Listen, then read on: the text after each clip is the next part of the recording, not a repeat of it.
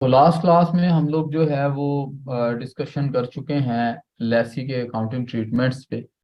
और लेसी जो है वो अपनी फाइनेंशियल स्टेटमेंट्स में इसके एक्सट्रैक्ट्स कैसे बनाता है।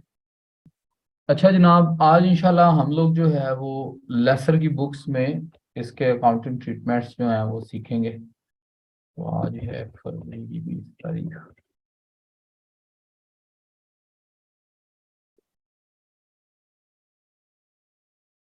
IFRS 16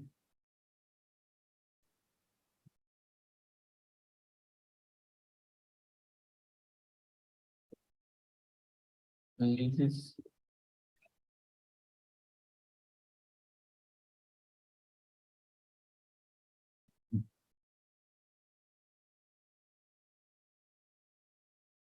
जनाब leases in the books of laser.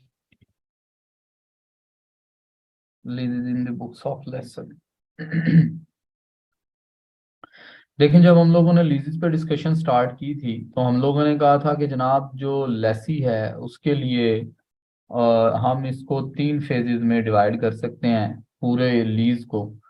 कि जब भी लेसी जो होता है वो अपनी बुक्स में लीजेस को रिकॉर्ड करता है तो वो फिर उसके लिए ऑपरेटिंग या फाइनेंस लीज में कोई फर्क नहीं है।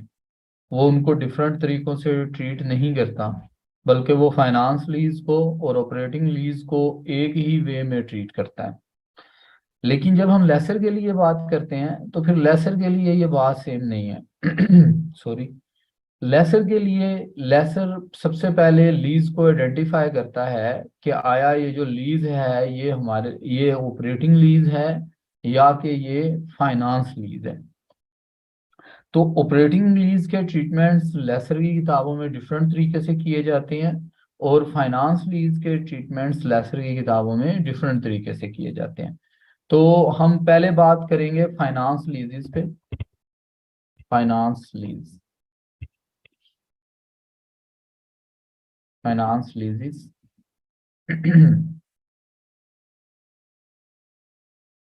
वो लीजेस जिनके में at the end of the lease term asset की जो ओनरशिप है वो लेसी को ट्रांसफर हो जाती है फ्रॉम लेसर। तो ऐसी लीजेस को हम कहते हैं कि ये हमारे लिए जो है वो फाइनेंस लीजेस हैं। तो फाइनेंस लीजेस में हम ट्रीटमेंट कैसे करते हैं?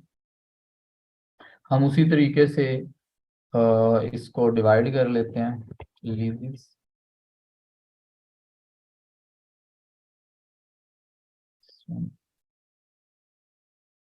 जनाब लीजेस में हम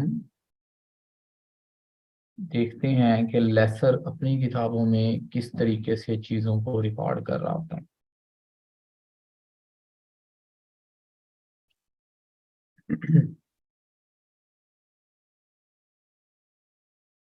हम कहेंगे कि जी 3 फेजेस में ये चीज़ों को रिकॉर्ड कर रहा है। मैं फाइनेंस लीज की बात कर रहा हूँ। तो फाइनेंस लीज में हम कहेंगे जी सबसे पहले ये अपनी बुक्स में एक एसेट रिकॉग्नाइज करता है। ठीक है। मतलब इस एसेट से मेरी क्या मुराद है? यहाँ इस एसेट से मेरी मुराद है जिसे हम कह सकते हैं leased asset, leased receivable, leased receivable. ठीक है। बल्कि लीज्ड रिसीवेबल नहीं कहूंगा मैं इसे, सॉरी, इसे कहेंगे लीज रिसीवेबल। इसको एक और नाम भी इसके लिए जो है ना वो यूज होता है। इसको कह रहे होते हैं हम net investment in lease. Net investment in lease. इसको लीज इन्वेस्टमेंट भी कह सकते हैं, मतलब मुख्तलिफ नाम है। हमारे समझने के लिए ये जरूरी है कि ये हम इसको किस तरीके से जो है वो रिकॉर्ड कर रहे हैं। अच्छा, फिर क्या होता है? लीज रिसीवेबल ये अपनी बुक्स में रिकॉग्नाइज करता है। कैसे करता है मैं अभी आप लोगों के सामने जो है वो इसमें जो है अकाउंटिंग ट्रीटमेंट इसके शो करूंगा, आप लोगों के साथ शेयर करूंगा।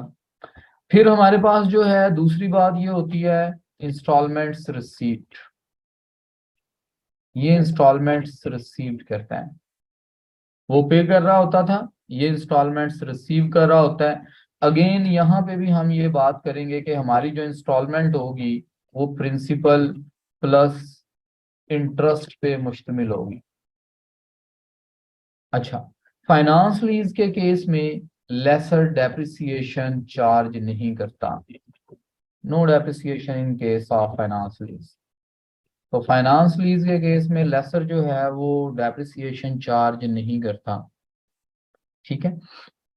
तो जो लीज रिसीवेबल है ये नेट इन्वेस्टमेंट इन लीज के ऊपर जो है वैल्यू पे जो है वो रिकॉग्नाइज किया जाता है। अभी ऐसा करते हैं कि एग्जांपल ले लेते हैं, एग्जांपल की मदद से थोड़ा सा चीज़ों को रिवाइज कर लेते हैं, और पैरेलल में आपको ये दोनों चीज़ें बनाकर भी दिखा देता हूँ कि ये किस तरीके से लेसर और लेसी अपनी बुक्स में चीज़ों को रिकॉर्ड करते हैं। तरीकेकार ये होता है कि अगर आप लोग लेसी के ट्रीटमेंट्स कर सकते हैं, मतलब आप लोगों को लेसी के अकाउंटिंग ट्रीटमेंट करने आते हैं, तो फिर आपके लिए लेसर के ट्रीटमेंट्स मसला नहीं होता, आपको उसकी भी आसानी से समझ आ जाती है। तो जनाब मैं कहता हूं कि लेसी लिमिटेड से एग्जांपल लिख लेता हूं यहाँ पे, एग्जांपल। तो मैं कहता हूं जी lessee limited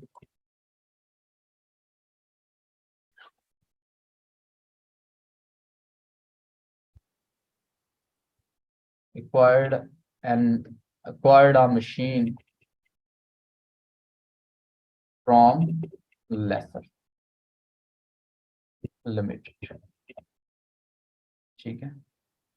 terms and conditions,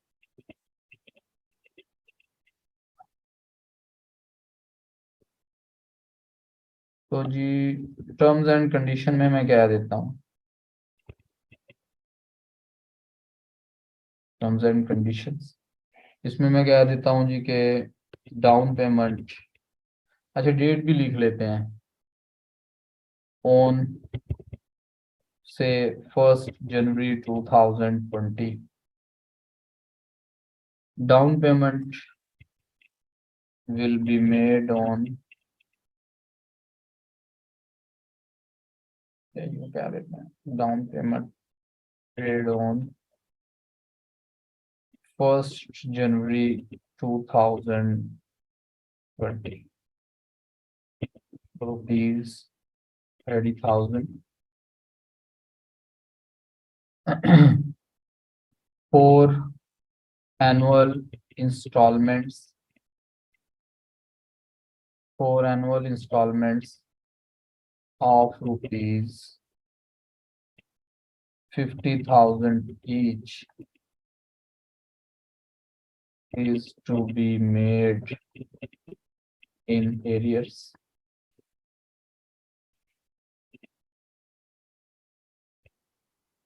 ठीक है।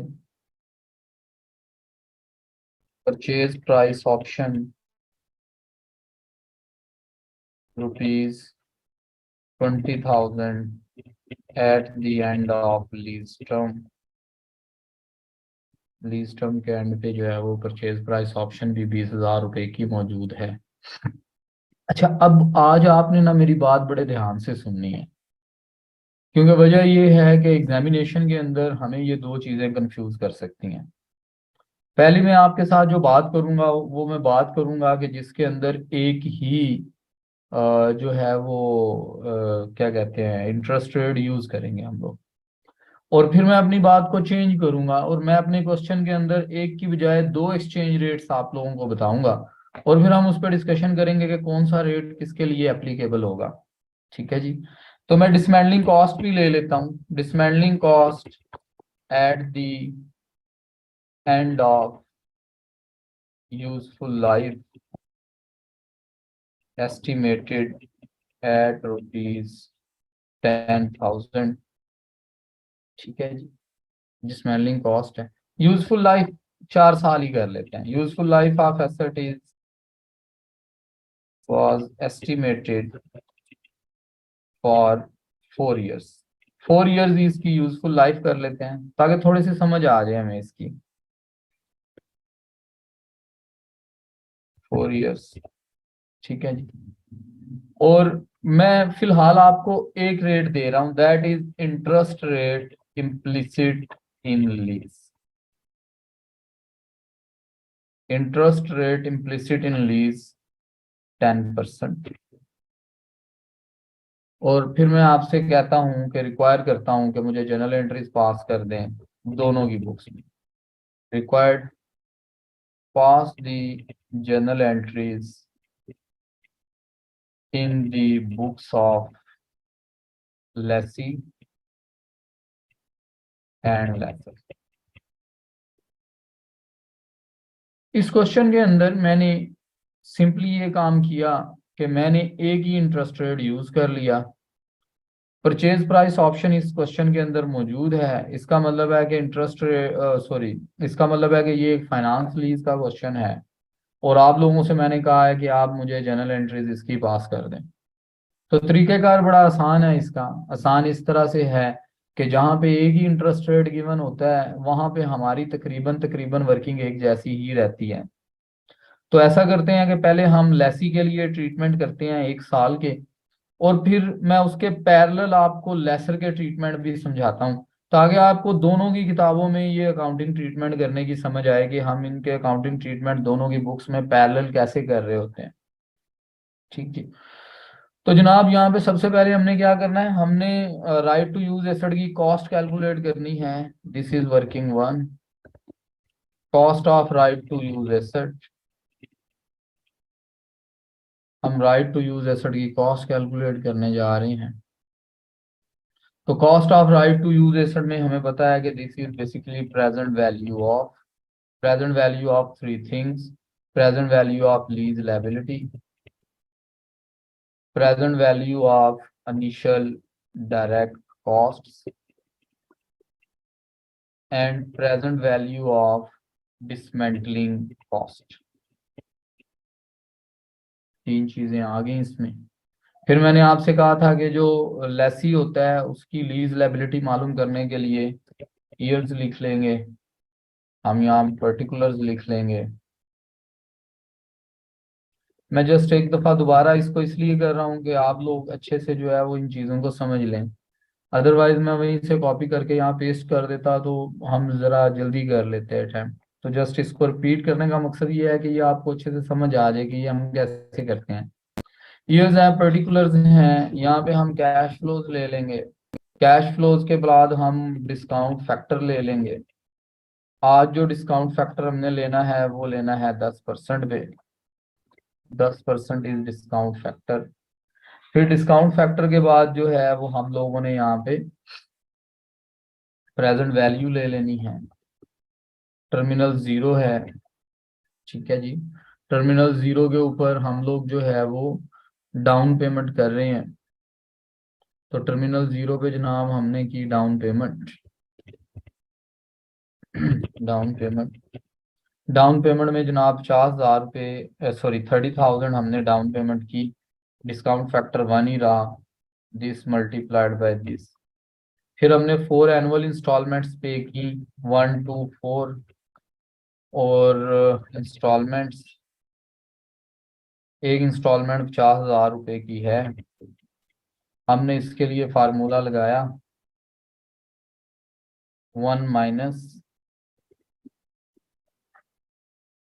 1.10 पावर -4, और फिर हमने इसको डिवाइड कर दिया 0.10 पे।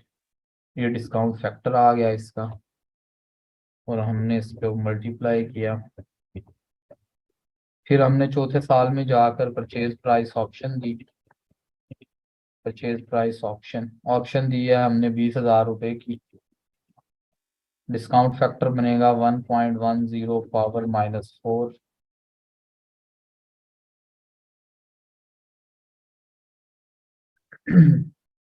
और जनाब हमारे पास इसकी वैल्यू भी आ गई। यहाँ तक आकर जो है हमने इस कार्य का किया सम। तो ये हमारे पास आ गई उस एसेट की present value, sorry lease liability की प्रेजेंट वैल्यू। यहाँ से हमने लीज लायबिलिटी में ये प्रेजेंट वैल्यू लिखी।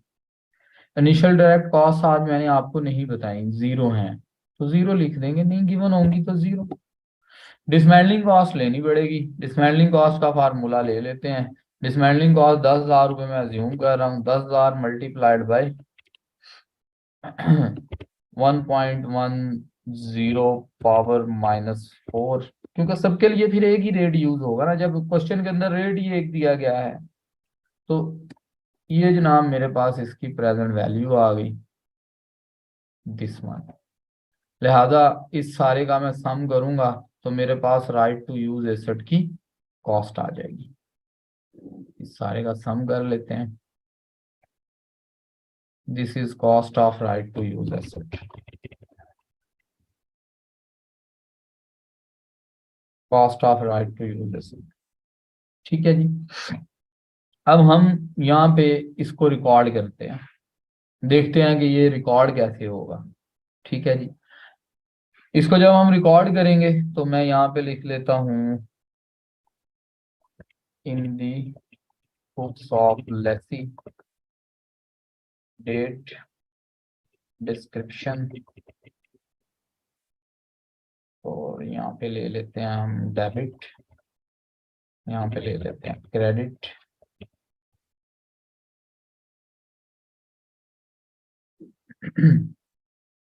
सॉरी। ये जनाब यहाँ पे मैंने इसके लिए लिख ली है, और इसी को मैंने यहाँ से किया कॉपी, कंट्रोल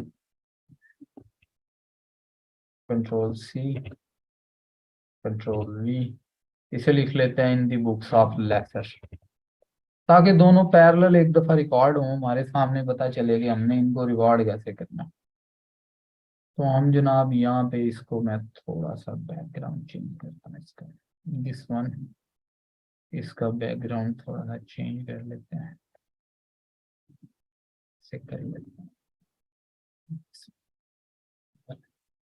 तो इन दी बुक्स ऑफ लेसर और इन दी बुक्स ऑफ लेसी, देखते हैं कि चीजें रिकॉर्ड कैसे होती हैं। देखिए हमने सीखा कि 1 जनवरी 2020 लेसी अपनी किताबों में रिकॉर्ड करता है right to use asset.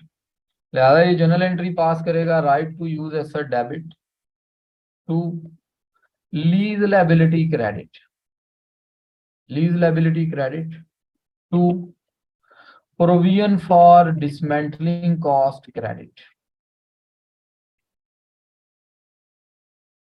Provision for dismantling cost credit. तो ये लीज लायबिलिटी हम यहां से पिक कर लेंगे, दिस वन, ये नहीं है, ये है। और प्रोविजन फॉर डिसमेंटलिंग कॉस्ट यहाँ से पिक कर लेते हैं, और यहाँ पे इन दोनों का कर लेते हैं सम। तो हमारे पास ना इनका दोनों का सम आ जाएगा, this right to use asset debit, lease liability credit, और provision for dismantling cost credit. ये इसने पहली जर्नल एंट्री पास कर दी। अब सवाल ये पैदा होता है लेसर क्या करेगा।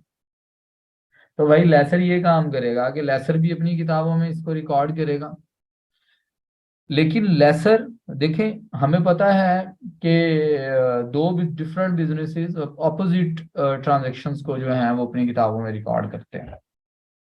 ठीक है। तो यहाँ पे अगर इसने लीज लायबिलिटी रिकॉग्नाइज की है तो लेसर अपनी किताबों में लीज एसेट या लीज रिसीवेबल को अपनी किताबों में रिकॉग्नाइज करेगा।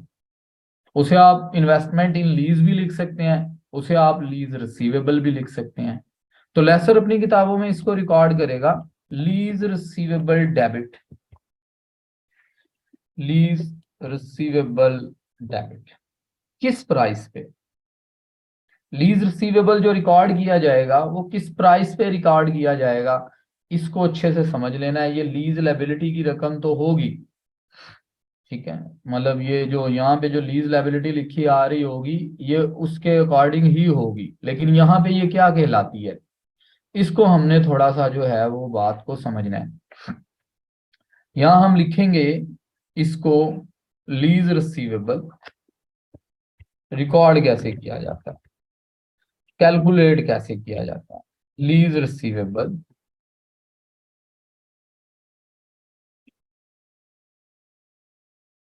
will initially be recognized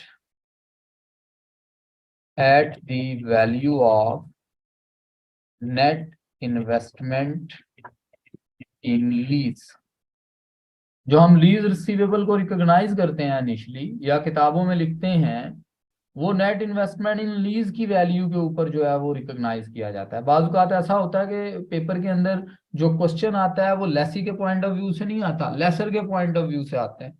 examiner आपसे कहता है कि मुझे इन चीजों को लेसर की किताबों में रिकॉर्ड करके दिखाओ, ठीक है। तो वहां पे फिर हम कहते हैं कि लीज रिसीवेबल जो है वो नेट इन्वेस्टमेंट इन लीज की वैल्यू पे जो है वो रिकॉग्नाइज किया जाएगा। यहाँ पे अब आपने सीखना ये है कि basically net investment in lease का क्या मतलब होता है। मतलब अगर पेपर में क्वेश्चन लेसर के पॉइंट ऑफ व्यू से आ जाए तो फिर वो क्वेश्चन में इंफॉर्मेशन कुछ इस तरह से भी हमें गिवन हो सकती है। तो नेट इन्वेस्टमेंट इन लीज क्या है, इसको देख लेते हैं। हम कहेंगे कि नेट इन्वेस्टमेंट इन लीज जो है वो कैलकुलेट होती है, इसमें दो ऑप्शंस हो सकती हैं। If there is purchase price option, if there is no purchase price option, ठीक है। नेट इन्वेस्टमेंट इन लीज क्या है कि अगर परचेज प्राइस ऑप्शन मौजूद हो तो डिफरेंट तरीका है, अगर परचेज प्राइस ऑप्शन मौजूद ना हो तो डिफरेंट तरीका है। डिफरेंस भी ऐसा सच नहीं है, बस एक पॉइंट का डिफरेंस है इसके अंदर। तो हम कहेंगे कि भाई ग्रॉस इन्वेस्टमेंट क्या होगी, gross investment will be is equal to lease payments plus unguaranteed residual value.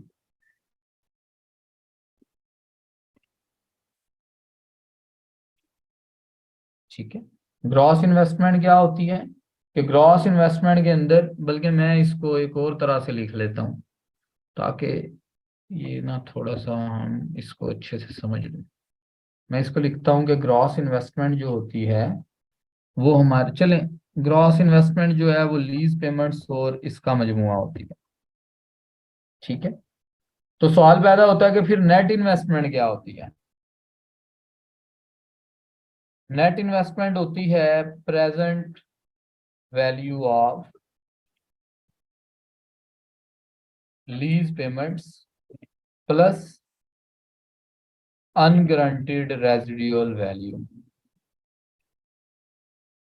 मतलब अगर आप ग्रॉस इन्वेस्टमेंट की प्रेजेंट वैल्यू ले लें तो वो आपके पास उसकी नेट इन्वेस्टमेंट बन जाती है, मतलब उसे हम नेट इन्वेस्टमेंट कह सकते हैं। और अगर हमारे पास, ये मैं आपको समझाता हूँ अनगारंटीड रेजिडुअल वैल्यू क्या होती है। अगर हमारे पास परचेज प्राइस ऑप्शन मौजूद ना हो तो फिर हमारे पास ग्रॉस इन्वेस्टमेंट सिर्फ और सिर्फ लीज पेमेंट्स की हद तक होती है और नेट इन्वेस्टमेंट भी present value of lease payments only होती है। मतलब पेपर में एग्जामिनर इसके पॉइंट ऑफ व्यू से क्वेश्चन दे सकता है, आपको वो लेसर के पॉइंट ऑफ व्यू से अनगारंटीड रेजिडुअल वैल्यू भी बता दे। अब सवाल यह है कि अनगारंटीड रेजिडुअल वैल्यू क्या है। देखें, गारंटीड रेजिडुअल वैल्यू लेसी के लिए डिफरेंट है, लेसर के लिए डिफरेंट है। लेसी के लिए गारंटीड रेजिडुअल वैल्यू होती है जिसकी गारंटी लेसी दे रहा है, लेकिन लेसर के लिए गारंटीड रेजिडुअल वैल्यू हो रही है जिसकी गारंटी कोई भी बंदा उसे दे रहा है, चाहे वो लेसी है या कोई भी पर्सन है। और अनगारंटीड रेजिडुअल वैल्यू जो होती है वो लेसर के पॉइंट ऑफ व्यू से रेजिडुअल वैल्यू का वो पोर्शन है जिसकी कोई बंदा गारंटी नहीं देता। फॉर एग्जाम्पल, लेसर एक एसेट परचेज करता है, जब वो लेसर एसेट परचेज करता है तो वो कहता है कि जनाब ये जो एसेट है इसकी मेरे पास रेजिडुअल वैल्यू होगी 10,000। अब लेसी उसे कहता है कि यार मैं इसकी गारंटी देता हूँ इसकी रेजिडुअल वैल्यू की 8,000। इसका मतलब है कि जो एस्टीमेट लेसर ने लगाया था उसमें से 8,000 तो लेसी ने रिकवर कर दिया, बाकी बचे 2,000। वो जो 2,000 बाकी रह गए ना, that is called unguaranteed residual value, ठीक है। तो वो अनगारंटीड रेजिडुअल वैल्यू भी हम इसकी कैलकुलेशन में फिर ऐड करवाएंगे अगर इस तरह से क्वेश्चन आ गया। अब देखें यहाँ पे लीज पेमेंट से क्या मुराद है। ये लीज पेमेंट्स के लिए आप याद रख लें कि ये लीज पेमेंट्स जो हैं बेसिकली ये सारी वो पेमेंट्स हैं जो आप लीज लायबिलिटी की कैलकुलेशन में लेते हैं। ये मैं आपके समझाने के लिए लिख रहा हूं इसको, कि बेसिकली हमारे पास सॉरी, लीज पेमेंट क्या है कि जो हम लीज लायबिलिटी की कैलकुलेशन में जितनी भी पेमेंट्स को यूज करते हैं वो सारी की सारी हमारी लीज लायबिलिटी या जो वाली जो पेमेंट्स हैं वो सारी की सारी हमारी लीज पेमेंट्स कहलाती हैं। ठीक है। अनग्रांटेड वैल्यू मैंने आप वैल्यू जो है रेजिडुअल वैल्यू मैंने आपको एक्सप्लेन कर दी। तो यहाँ पे इस क्वेश्चन में परचेज प्राइस ऑप्शन मौजूद थी, अनग्रांटेड रेजिडुअल वैल्यू मैंने आपको दी नहीं, लिहाजा नेट इन्वेस्टमेंट आपकी बिल्कुल उतनी ही आई है जितनी कि आपकी लीज लायबिलिटी है। तो यहाँ पे लीज रिसीवेबल जो है वो लीज लायबिलिटी की बेस पे रिकॉर्ड किया जाएगा। ठीक है जी, लीज रिसीवेबल डेबिट। और इसमें फिर हम क्या करते हैं, इसमें हम फर्दर ये करते हैं टू एसेट अकाउंट क्रेडिट, मतलब वो मशीन उसने दी है ना, तो मशीन को ना हम क्रेडिट कर देते हैं, machine account credit, this one. इस तरीके से ये दोनों अपनी अपनी किताबों में ना इसको रिकॉग्नाइज कर लेंगे। इसको सिंपल तरीके में समझने की बात ये है कि यहाँ पे जो लीज लायबिलिटी बुक की जा रही है उसके पैरेलल जो है वो लेसर लीज रिसीवेबल बुक कर रहा है अपनी किताबों में। और क्योंकि उसने वो एसेट खरीद के लीज किया है तो वो अपनी किताबों में से एसेट को क्रेडिट कर देगा कि ये एसेट मेरा नहीं है, ये मेरी किताबों से निकल चुका है। अब जनाब डाउन पेमेंट की बारी आती है और लीज इंस्टॉलमेंट्स की बारी आती है। तो क्योंकि अब हमने डाउन पेमेंट करनी है, बाकी लीज इंस्टॉलमेंट्स पे करनी है, तो अब हमें लीज अमॉर्टाइजेशन शेड्यूल बनाना पड़ेगा। लीज अमॉर्टाइजेशन शेड्यूल बनाएंगे और फिर उसके थ्रू जो है वो हम पेमेंट्स करेंगे। तो यहाँ पे लीज अमॉर्टाइजेशन शेड्यूल बना लेते हैं। क्योंकि इंटरेस्ट रेट एक है इसलिए एक ही अमॉर्टाइजेशन शेड्यूल बनेगा, लीज अमॉर्टाइजेशन शेड्यूल। ठीक है। बाद में मैं इसको चेंज करूंगा तो फिर मैं आपको समझाऊंगा कि ये देखें इस तरीके से आपने ना इसको अलग अलग भी बनाना होता है। मतलब इतना बड़ा क्वेश्चन तो नहीं आता कि दोनों के पॉइंट ऑफ व्यू से आए, लेकिन आप लोगों ने वहां पे एक पॉइंट सिर्फ याद रखना है। तो यहाँ पे मैं डेट लिख लेता हूँ, यहाँ पे मैं ले लेता हूँ इसमें पर्टिकुलर्स, यहाँ पे मैं ले लेता हूँ कैश फ्लोज यहाँ पे मैं ले लेता हूँ प्रिंसिपल, यहाँ पे ले लेता हूँ इंटरेस्ट, यहाँ पे मैं ले लेता हूँ बैलेंस।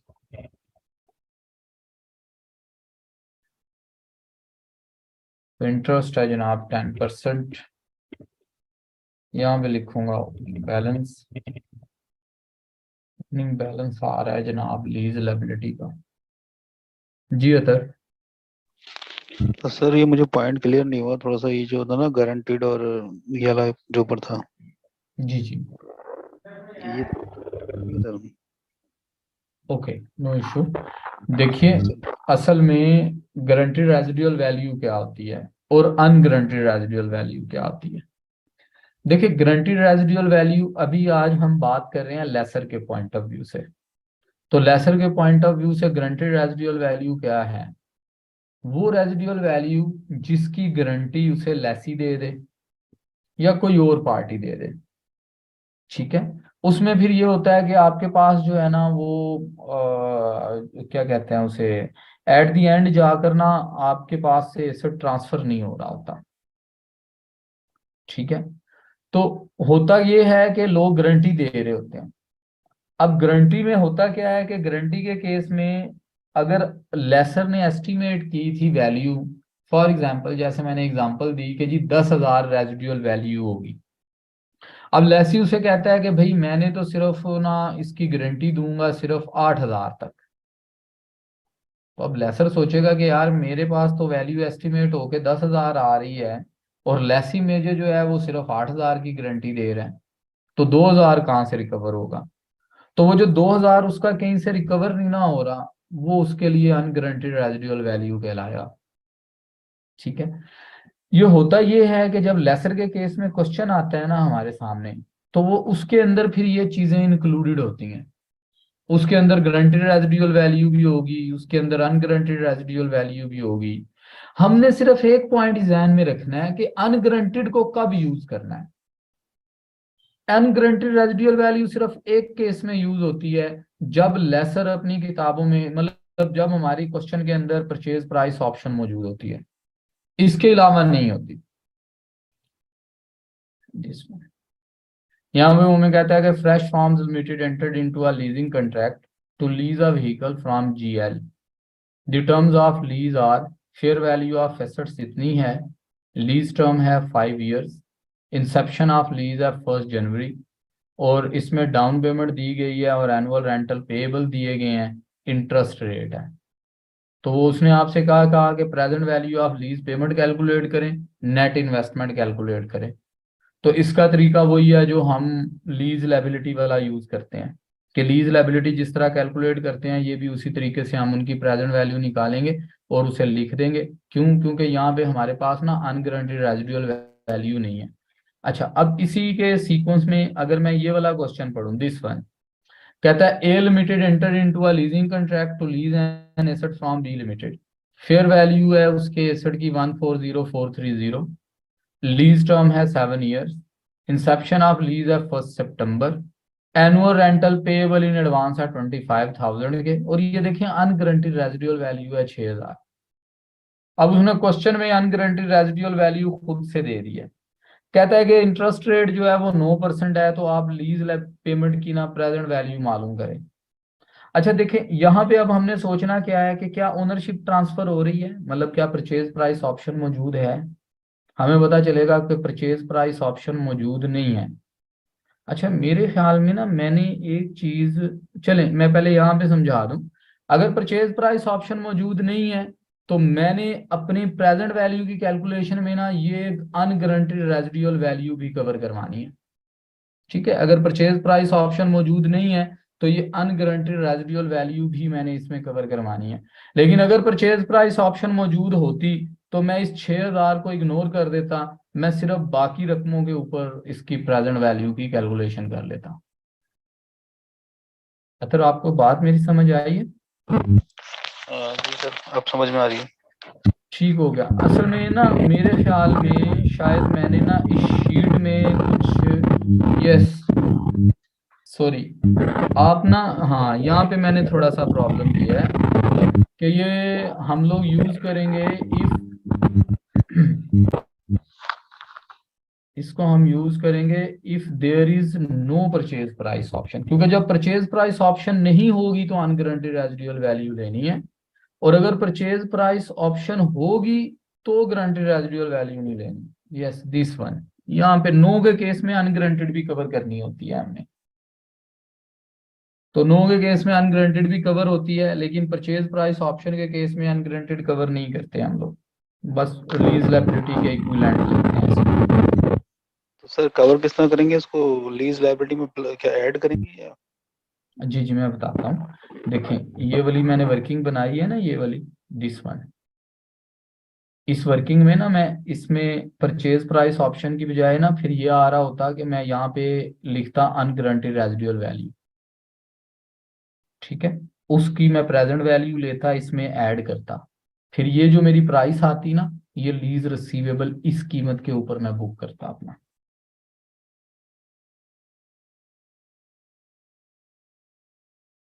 आपको मेरी बात क्लियर हुई जी? जी सर। चलें ठीक हो गया।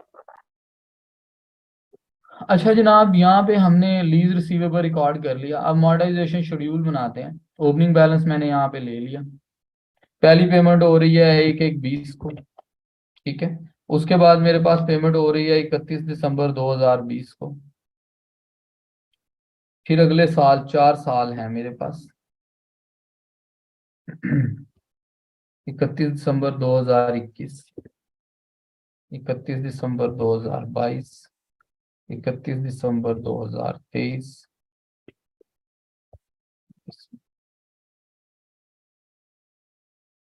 अच्छा जी, यहाँ पे मैं लिख लेता हूँ डाउन पेमेंट। डाउन पेमेंट है हमारी 30,000। हमें पता है ये 30,000 सारे का सारा प्रिंसिपल अमाउंट होती है। Balance is equal to this minus this.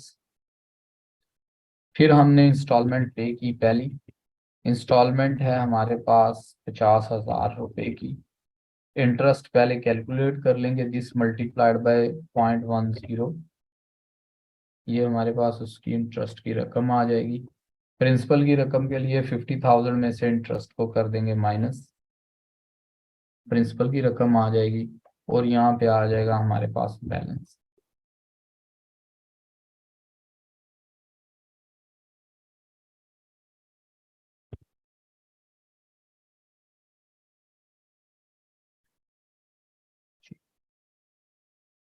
फिर जनाब मैं यहाँ से इसे कंट्रोल सी और कंट्रोल वी,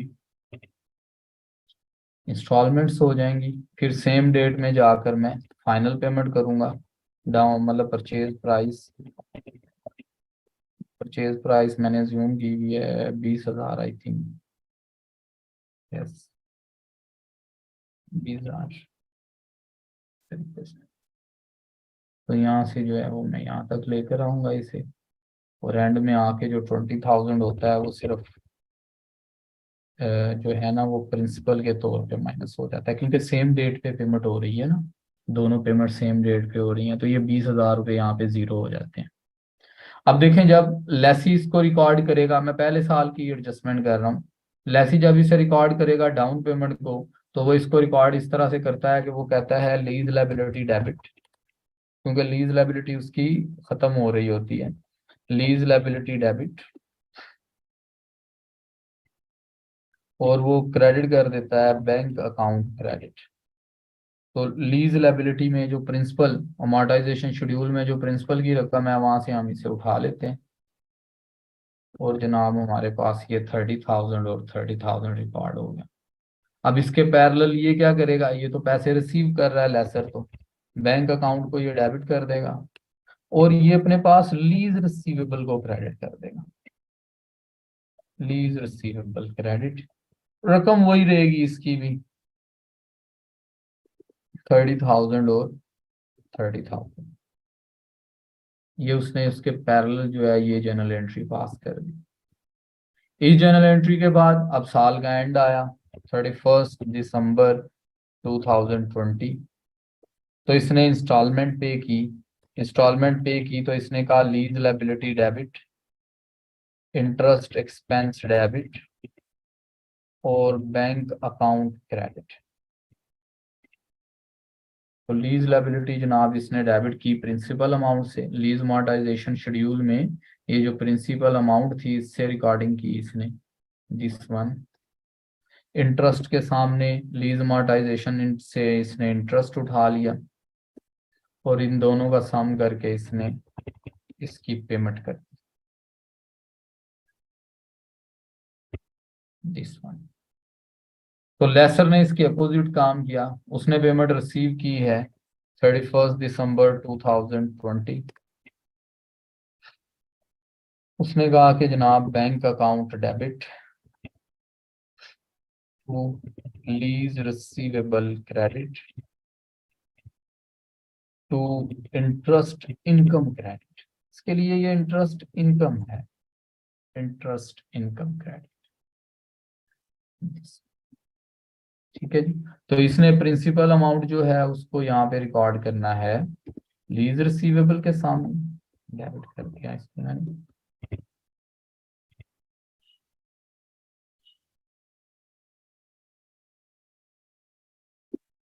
ये फिर इंटरेस्ट इनकम रिकॉर्ड करेगा, इन दोनों का सम करेगा, सम ऑफ दीज टू, इस तरह से, ठीक है जी।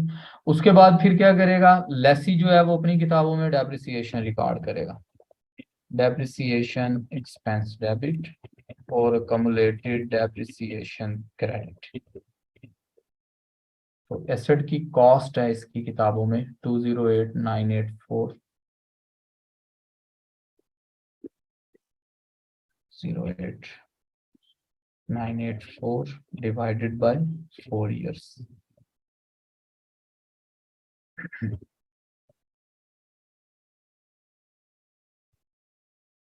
ये जनाब इसने इसमें जो है वो डेप्रिसिएशन रिकॉर्ड कर दिया। हमने पढ़ा कि लेसर जो है वो फाइनेंस लीज के केस में डेप्रिसिएशन रिकॉर्ड नहीं करता, ठीक है, नो डेप्रिसिएशन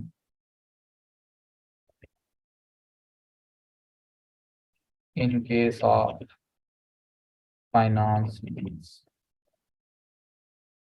ठीक है जी, no depreciation in case of finance lease. उसके बाद फिर क्या रह गया, अनवाइंडिंग ऑफ डिस्काउंट रह गया। हमने पढ़ा था कि लेसी जो होता है वो अनवाइंडिंग ऑफ डिस्काउंट भी करता है, अनवाइंडिंग ऑफ डिस्काउंट। तो मैं बस 1 साल का ट्रीटमेंट करवाऊंगा इसका। ठीक है,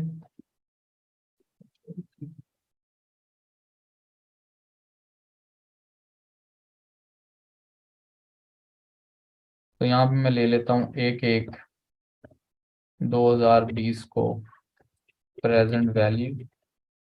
इसकी प्रेजेंट वैल्यू है जनाब हमारे पास अनवाइंडिंग ऑफ डिस्काउंट में डिसमेंटलिंग कॉस्ट 6830, 31 दिसंबर 2020, इंटरेस्ट एट 10%। ठीक है, दिस मल्टीप्लाइड बाय 0.1, ये इस पे 683 इसका इंटरेस्ट आ गया। इसको हम सम कर देंगे, इसकी वैल्यू आ जाएगी। तो यहाँ पे जर्नल एंट्री पास कर देंगे हम अनवाइंडिंग ऑफ डिस्काउंट की, इंटरेस्ट एक्सपेंस डेबिट और provision for dismantling cost credit.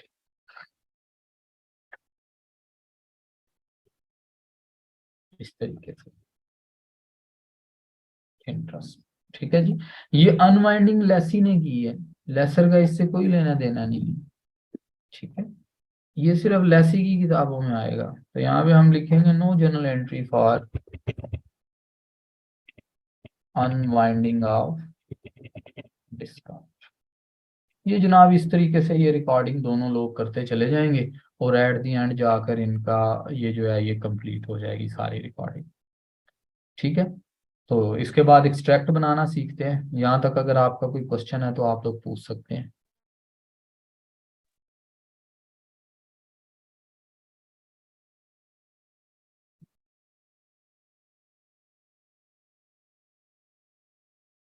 Okay जी, आगे चलते हैं फिर। जी अतर आपका क्वेश्चन है? नहीं सर। ठीक। अच्छा जनाब, इससे आगे चलें फिर। तो अब हम देखते हैं कि एक्सट्रैक्ट्स फ्रॉम एसओसीआई कैसे बनते हैं दोनों की किताबों में।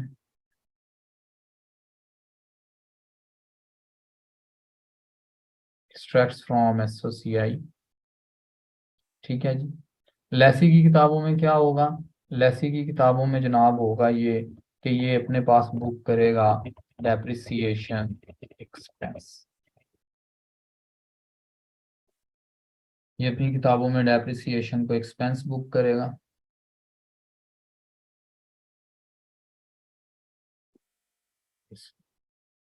फिर ये अपने पास इंटरेस्ट एक्सपेंस बुक करेगा, दिस वन। और फिर ये अपने पास इंटरेस्ट एक्सपेंस बुक करेगा फॉर अनवाइंडिंग ऑफ डिस्काउंट।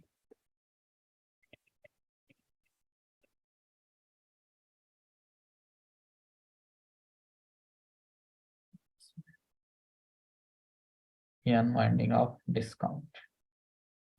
ठीक है जी, लेसर की किताबों में सिंपल इंटरेस्ट इनकम बुक होगा, इसी किताबों में इंटरेस्ट इनकम बुक होगा ये वाला। इसके अलावा क्योंकि इसने डेप्रिसिएशन वगैरह रिकॉर्ड कोई नहीं थी करनी, तो ये और कुछ नहीं करेगा। उसके बाद हम जाएंगे एक्सट्रैक्ट्स फ्रॉम एसओएफपी पे।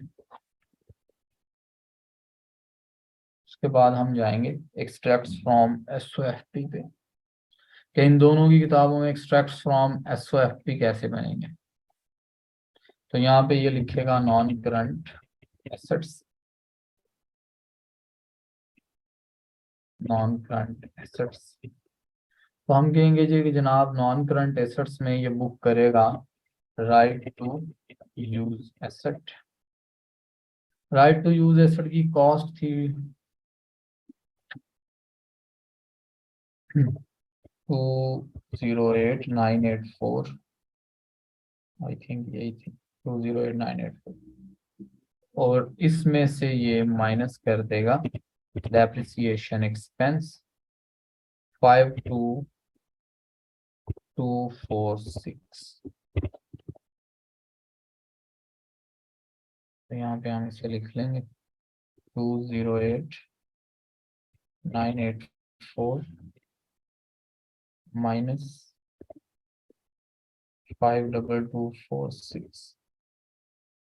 ये ना अपनी कैरिंग वैल्यू के ऊपर यहाँ पे आ जाएगा।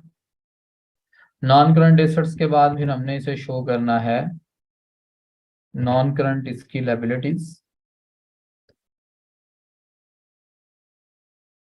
और इसके लिए करंट लायबिलिटीज।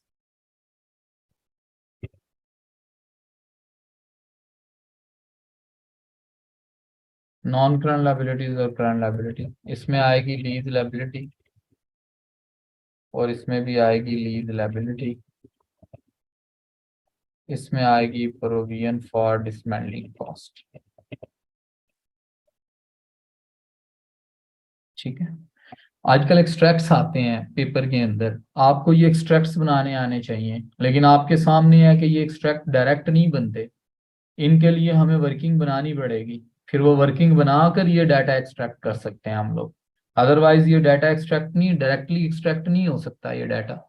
तो आजकल एग्जामिनेशन में ये इन एक्सट्रैक्ट्स के ऊपर ज्यादा फोकस किए हुए हैं वो। तो जर्नल एंट्रीज और एक्सट्रैक्ट्स, ये दो चीजें इंपॉर्टेंट हमारे लिए। तो यहाँ पे जनाब lease liability non current portion lease amortisation schedule से उठाएंगे। हम यहाँ पे मौजूद हैं तो ये नॉन करंट पोर्शन बन जाएगा और हमारे पास इसका करंट पोर्शन जो अगले 12 माह में पे करना है 12 मंथ्स में, दैट इज 36063। तो ये हमारे पास इसका करंट पोर्शन बन जाएगा। ठीक है। और डिसमेंटलिंग कॉस्ट की जो प्रोविजन इंटरेस्ट में ऐड करने के बाद जो क्लोजिंग बैलेंस आ रहा है दिस वन, वो हमारे पास यहाँ पे लायबिलिटी बन जाएगी। तो यहाँ पे लेसी जो है वो इन चीजों को इस तरीके से प्रेजेंट करेगा। लेसर क्या करेगा? लेसर भी प्रेजेंट करेगा भाई। तो लेसर अपने पास राइट टू यूज एसेट तो प्रेजेंट नहीं करेगा, वो अपने पास प्रेजेंट करेगा लीज रिसीवेबल। वो लीज रिसीवेबल को अपना एसेट बनाएगा, लीज रिसीवेबल। जिस तरीके से लेसी ने करंट और नॉन करंट पोर्शन में लीज लायबिलिटी को डिवाइड किया था ना कि ये करंट पोर्शन है और एक नॉन करंट पोर्शन है, इसी तरीके से लेसर भी अपने लीज रिसीवेबल को दो हिस्सों में डिवाइड करेगा।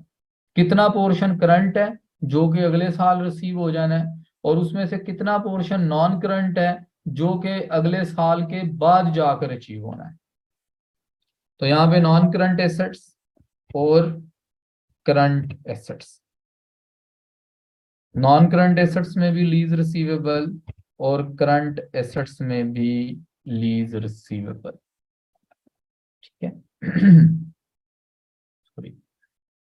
तो अब यहाँ पे जनाब ये भी लीज अमॉर्टाइजेशन शेड्यूल पे जाएगा, बोलेगा कि जनाब मैं यहाँ पे मौजूद हूँ इस टाइम, अगले साल मैंने 36063 रिसीव करने हैं और उसके बाद 103306 रिसीव करने हैं। तो ये 103306 नॉन करंट एसेट बन जाएंगे, और जो उसने वेरी नेक्स्ट ईयर में परचेज करने हैं 36063 सॉरी रिसीव करने हैं, वो उसके लिए करंट एसेट बन जाएंगे। तो यहाँ पे इसके लिए कोई फर्दर इसने डेप्रिसिएशन वगैरह तो रिकॉर्ड नहीं की, तो वो चीज़ें अब इसके डिस्क्लोजर में नहीं आएंगी, इसके एक्सट्रैक्ट में नहीं आएंगी, वो सिर्फ लेसी के लिए हैं, ये लेसर के लिए। ठीक है। ये इस तरीके से जो है वो हम इन दोनों के एक्सट्रैक्ट्स बनाते हैं। जी जनाब, यहाँ तक आप लोगों का कोई क्वेश्चन है तो पूछ सकते हैं आप लोग।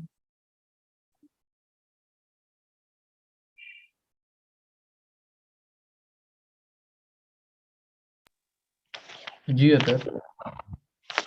ऐसे सर ये इसके अंदर जैसे 5 साल की लीज का पीरियड है और वो हमें पीरियड नहीं बताता है कि, तो हम कितना उसको सॉल्व करेंगे क्वेश्चन को? पूरे 5 साल तक की एंट्रीज पास करेंगे, क्या करेंगे? नहीं, उसका तरीकेकार ये होता है कि हम क्वेश्चन में ये देखते हैं कि क्वेश्चन के अंदर ना एग्जामिनर जो है वो कितने साल के लिए हमसे डाटा रिक्वायर कर रहा है, 2 सालों के लिए, 4 सालों के लिए, 5 सालों के लिए, या सिर्फ पहले साल के लिए, तो वो जितने अरसे के लिए डेटा रिक्वायर कर रहा होता है ना, हमने अमोर्टाइजेशन शेड्यूल सिर्फ उतने सालों का बनाना होता है, उससे ज्यादा का नहीं बनाना होता, क्योंकि उसकी जरूरत नहीं होती।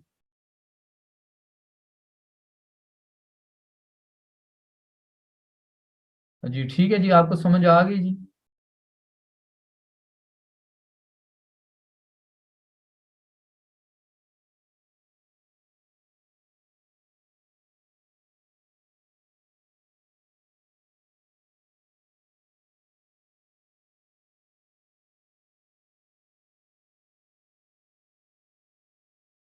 अच्छा जनाब, इससे आगे बढ़ते हैं फिर। Control C, control V, extracts from notes to financial statements.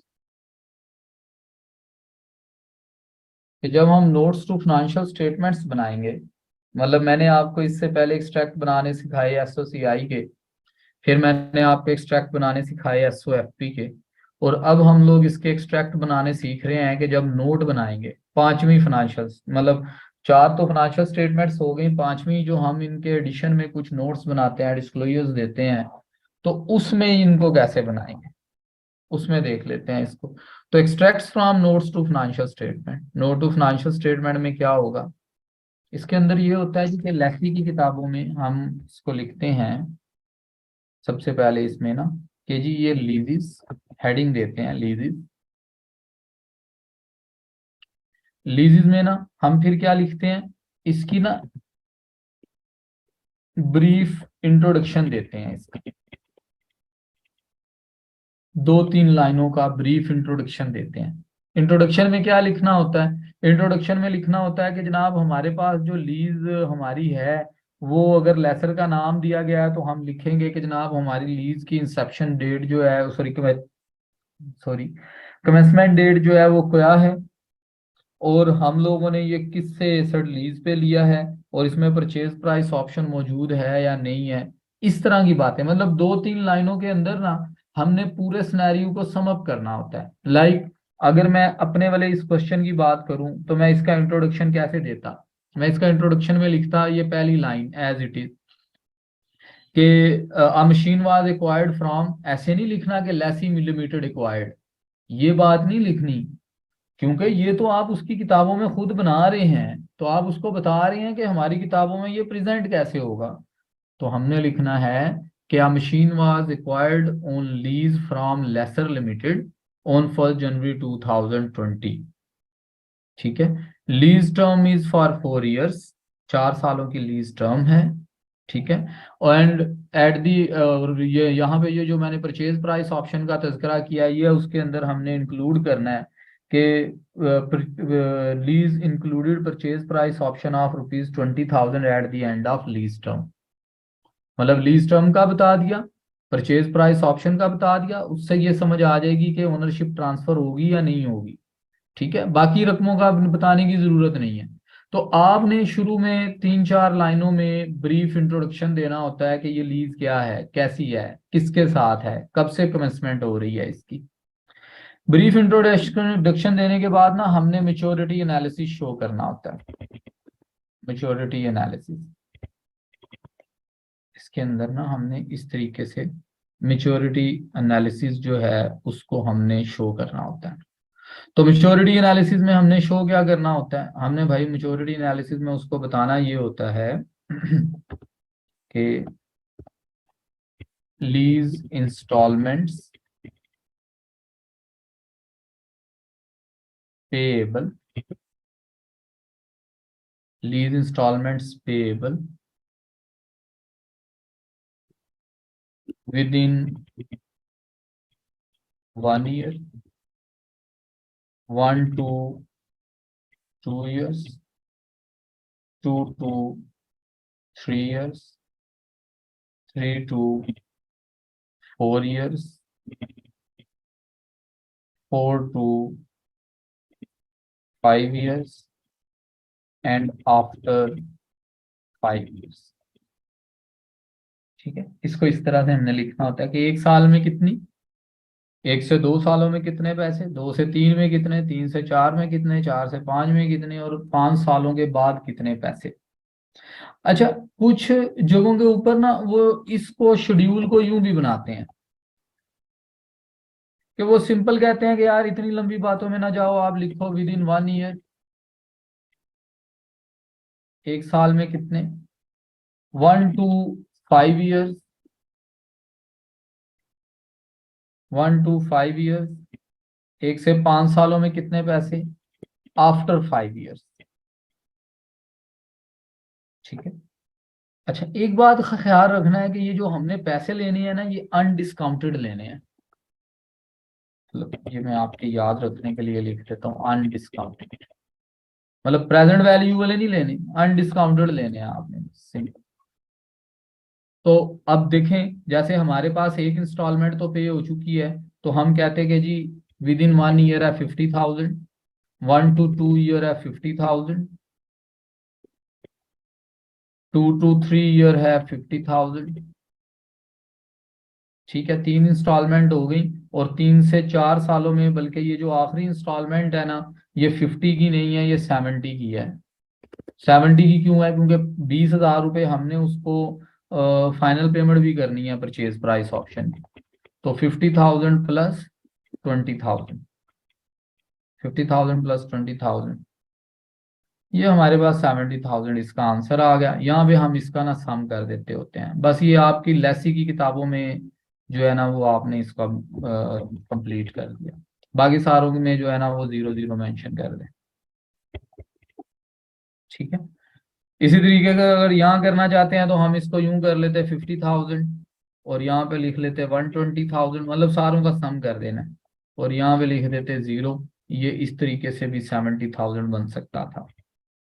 लेकिन कोशिश करें, मतलब जरूरी नहीं है, लेकिन फिर भी कोशिश करें कि आप जो है ना वो इसको ये जो पहले वाला है इसको मेच्योरिटी एनालिसिस के तौर पे बना लें अनडिस्काउंटेड में।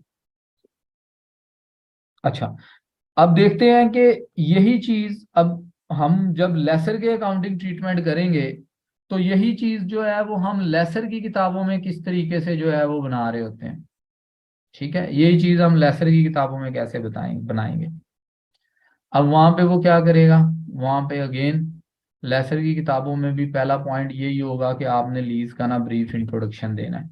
लेकिन लीज के ब्रीफ इंट्रोडक्शन में अब आपने ये बात जरूर बतानी है कि आपकी जो लीज है वो फाइनेंस लीज है या वो आपकी ऑपरेटिंग लीज है। इस चीज को आपने ना जरूर मेंशन करना है। जी अतर, आपका क्वेश्चन है। सर हमारा ये सवाल ऊपर से चल रहा है, इसी को लेके चल रहा है ना, तो ये 4 इंस्टॉलमेंट्स हैं इसकी 50,000। नहीं, एक इंस्टॉलमेंट हम पे कर चुके हैं ना। हम तो एरियर्स में कर रहे हैं ना सर, तो ये तो 31 दिसंबर को करेंगे ना इसको तो मैं ये जो नोट्स बना रहा हूँ ना, ये ईयर एंड के नोट्स हैं, 31 दिसंबर 2020 के। अच्छा ठीक जी, ये फाइनेंशियल स्टेटमेंट्स के एक्सट्रैक्ट भी मैंने 31 दिसंबर 2020 के बनाए हैं। अच्छा जी, नौशीन आपका भी कोई क्वेश्चन है जी।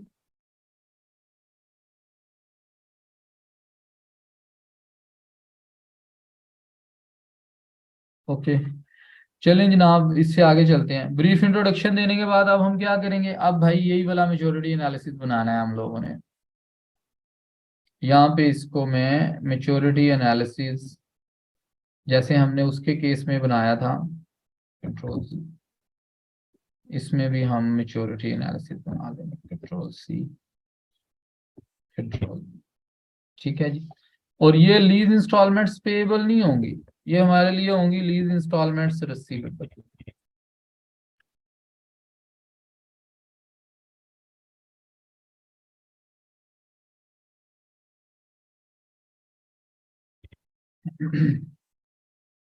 अच्छा जनाब, तो लीज इंस्टॉलमेंट्स रिसीवेबल ये हमारे लिए अनडिस्काउंटेड है। ठीक है, अनडिस्काउंटेड है हमारे लिए। अब क्या करना है कि इसने एक काम एक्स्ट्रा करना होता है। इसने क्या काम एक्स्ट्रा करना होता है, इसने ये काम एक्स्ट्रा करना होता है कि इसने ना एक रिकंसिलिएशन बनानी होती है। रिकंसिलिएशन, ठीक है, इसने एक रिकंसिलिएशन भी, उसने नहीं बनानी, लेसी ने नहीं बनानी, लेसर ने बनानी है। लेसर ने एक जो है वो रिकंसिलिएशन बनानी है। लेसर ने रिकंसिलिएशन कैसे बनानी है? वो लिखेगा अनडिस्काउंटेड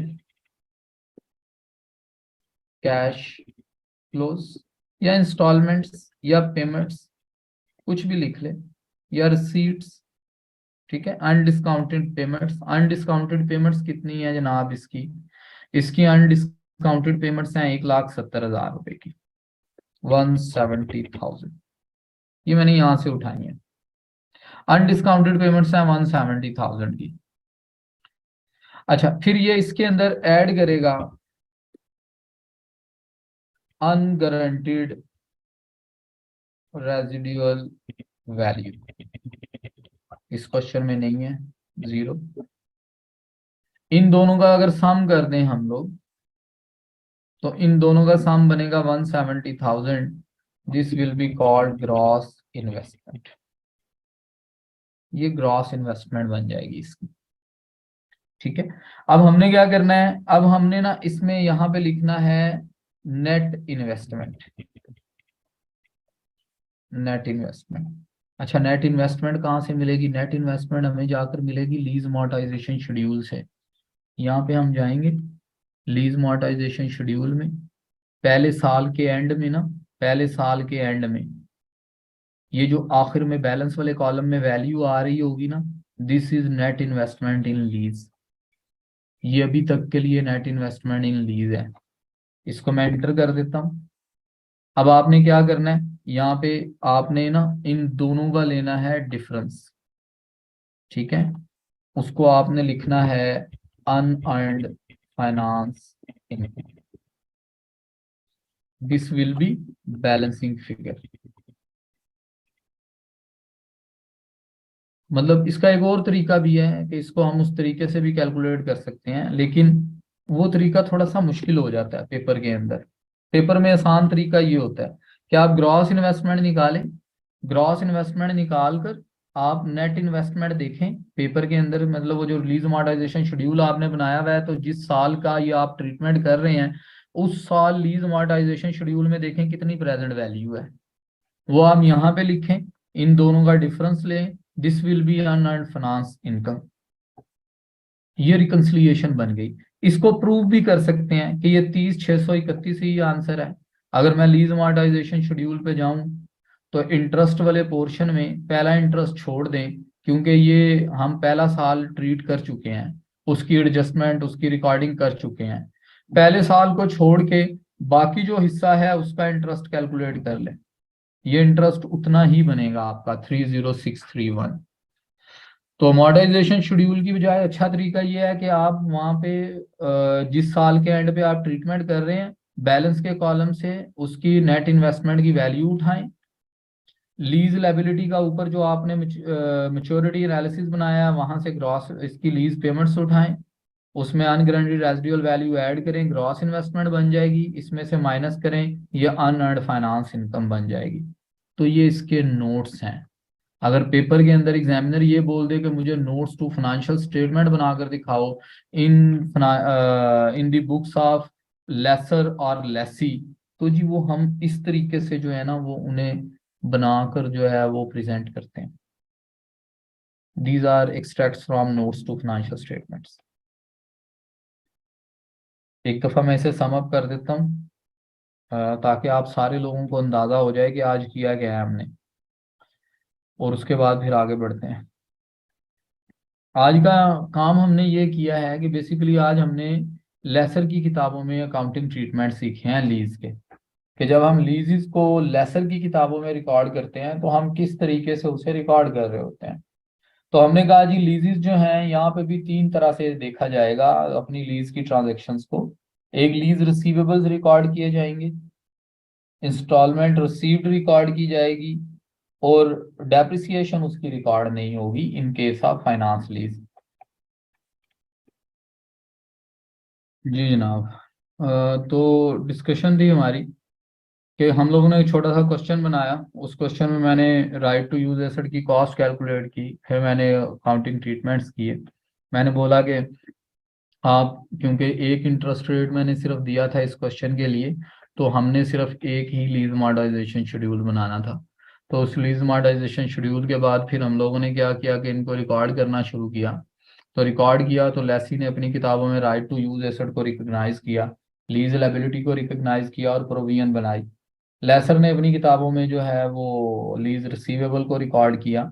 मैंने लीज रिसीवेबल को रिकॉर्ड करने के दो अलहदा से डिफरेंट तरीके भी आपको बताए कि अगर net investment in lease calculate करनी चाहते हैं आप लोग, तो दो बातें होंगी क्वेश्चन के अंदर, या तो परचेज प्राइस ऑप्शन होगी या नहीं होगी। अगर परचेज प्राइस ऑप्शन नहीं होगी तो फिर लीज पेमेंट में अनगारंटीड रेजिडुअल वैल्यू भी शामिल करनी है आपने, अदरवाइज नहीं करनी। तो हमने लीज रिसीवेबल को रिकॉर्ड किया, उसके बाद हम लोगों ने जो है वो नेक्स्ट डाउन पेमेंट की जर्नल एंट्री पास की, उसने लीज लायबिलिटी को डेबिट करके ख़त्म किया, इसने लीज रिसीवेबल को क्रेडिट किया। इसी तरह हमने वहाँ पे फिर जो है वो इंस्टॉलमेंट पे की, लीज लायबिलिटी इंटरेस्ट एक्सपेंस, इसके लिए वो इंटरेस्ट इनकम बन गया, इसने लीज रिसीवेबल को क्रेडिट किया और इंटरेस्ट इनकम को क्रेडिट किया। लेसी ने डेप्रिसिएशन की जर्नल एंट्री पास की, लेकिन लेसर ने डेप्रिसिएशन की जर्नल एंट्री पास नहीं करनी इन केस ऑफ फाइनेंस लीज। फिर इंटरेस्ट एक्सपेंस उसने रिकॉर्ड किया अनवाइंडिंग ऑफ डिस्काउंट के लिए, लेकिन अनवाइंडिंग ऑफ डिस्काउंट का इफेक्ट जो है वो लेसर की किताबों में नहीं पड़ता।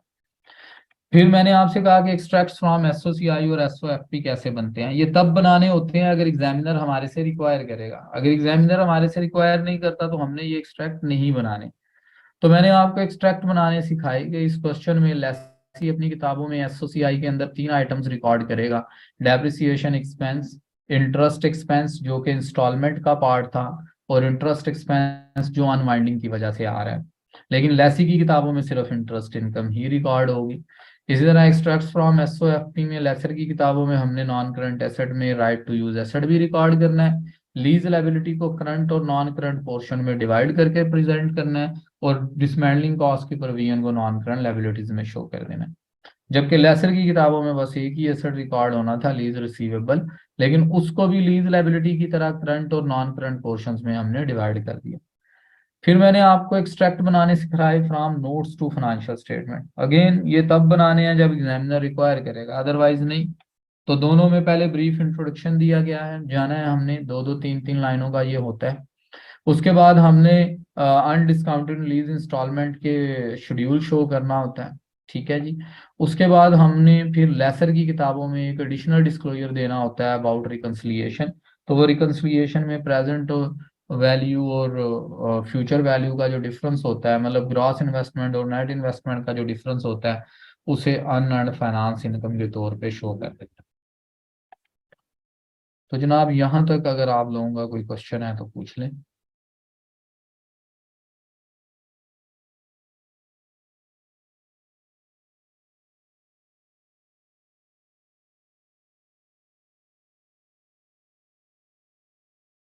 फाइन, चलें फिर आगे चलते हैं।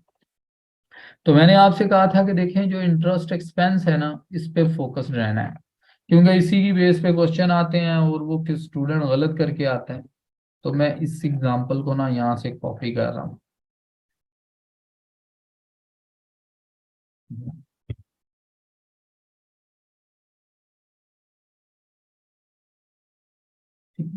इसे मैं कर देता हूँ कि जी ए लिमिटेड एक्वायर बी लिमिटेड, ताकि ये एक जैसी इकट्ठी ना हो। बी लिमिटेड, ठीक है।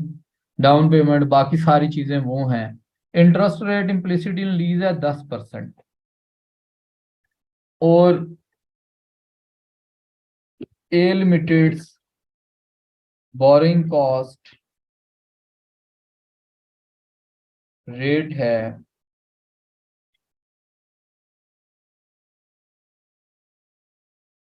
से 12%, ठीक है। बोरिंग कॉस्ट रेट है 12%।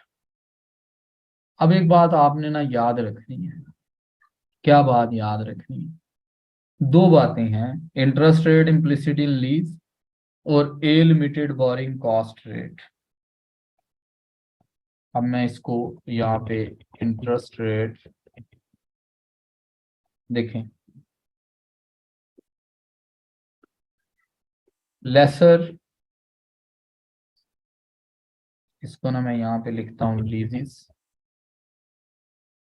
मेरी डिस्कशन है आपसे डिस्काउंट रेट्स पे, क्योंकि बच्चों को ये बड़ी प्रॉब्लम होती है जब क्वेश्चन आता है ना पेपर में, तो बच्चों को बड़ी प्रॉब्लम होती है कि यार ये अब हम कौन सा रेट कहाँ पे यूज करें, तो इसकी समरी बना लेंगे, उसको याद रख लेंगे। लीजिस में दो पार्टीज हैं, लेसर और लेसी। याद रखें कि lessor always use interest rate implicit in lease. Lessor हमेशा interest rate implicit in lease use करेगा, हमेशा। ठीक है जी, interest rate implicit in lease, ये कभी भी लेसी की बोरिंग कॉस्ट का रेट यूज नहीं करता। इसको लेसी की बोरिंग कॉस्ट के रेट से कोई लेना देना नहीं होता। बेसिकली इसने वो इंटरेस्ट रेट लेना होता है जिसके ऊपर इसके फ्यूचर कैश फ्लोज जो हैं वो प्रेजेंट वैल्यू में कन्वर्ट हो जाते हैं। तो ये हमेशा interest rate implicit in lease use करता है for discounting.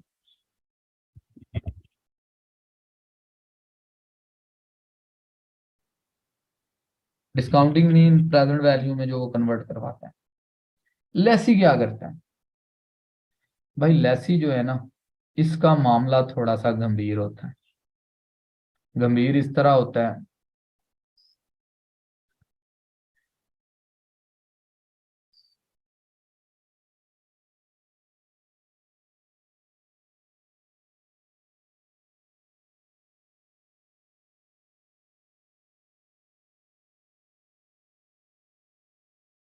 Interest rate implicit in lease known to lessee,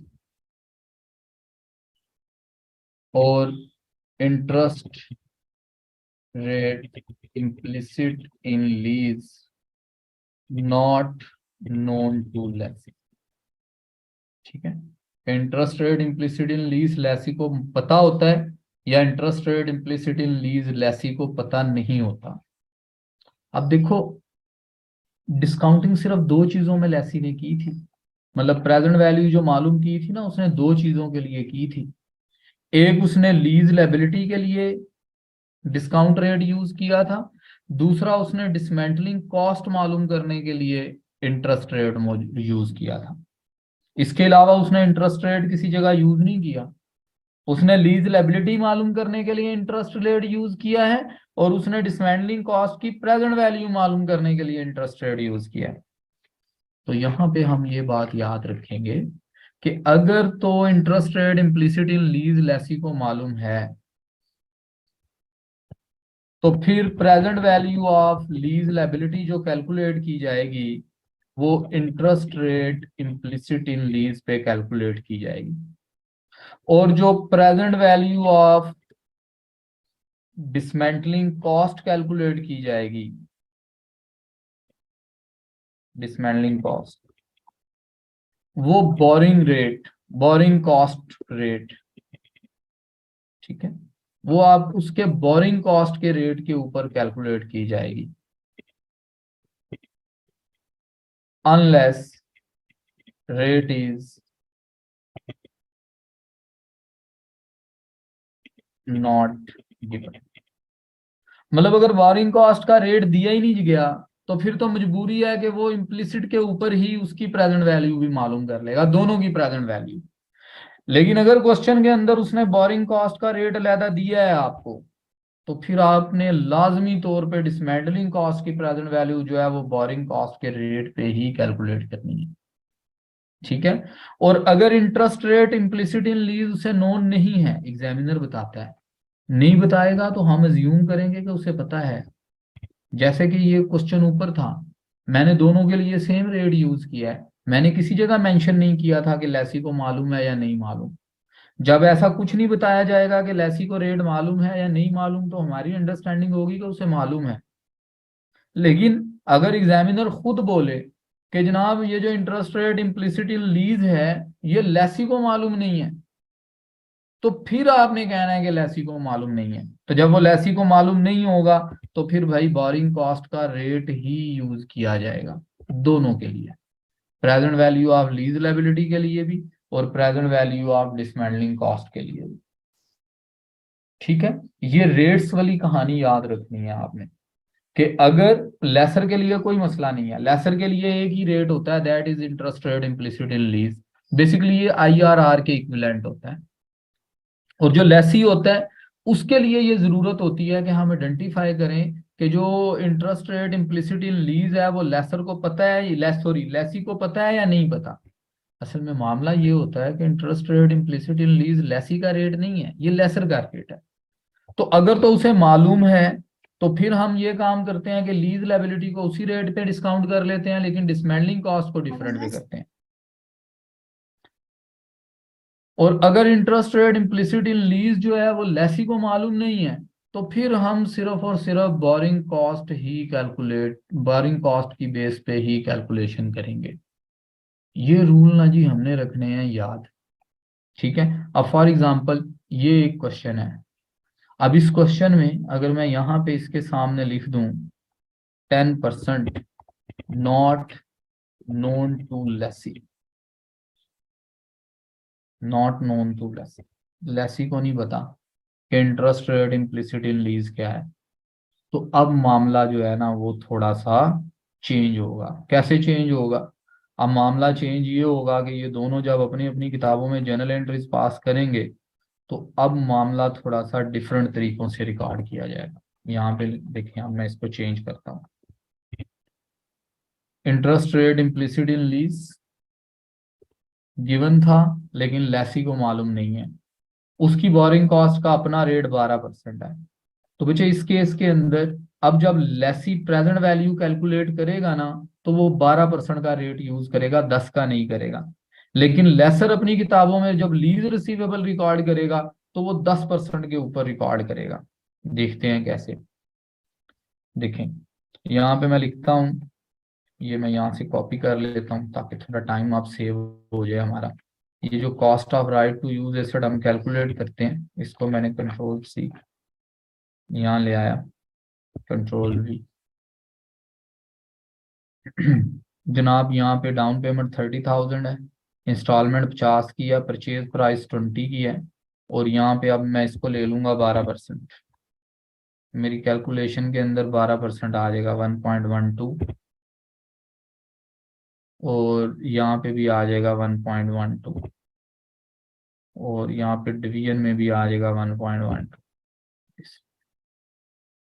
मैंने क्या किया, मैंने ये जो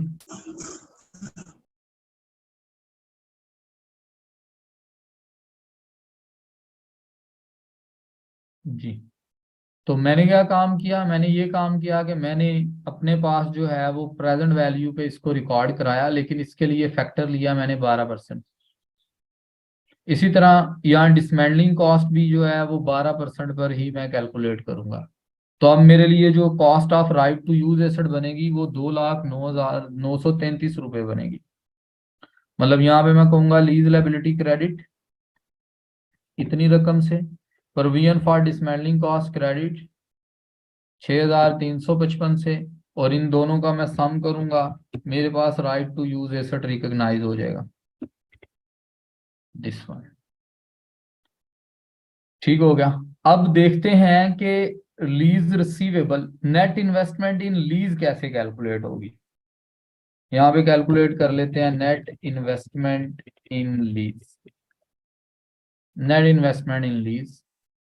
तो देखें, let net investment in lease में क्या है, यही वाला शेड्यूल यूज होगा, कंट्रोल सी कंट्रोल वी, यही शेड्यूल यूज होगा।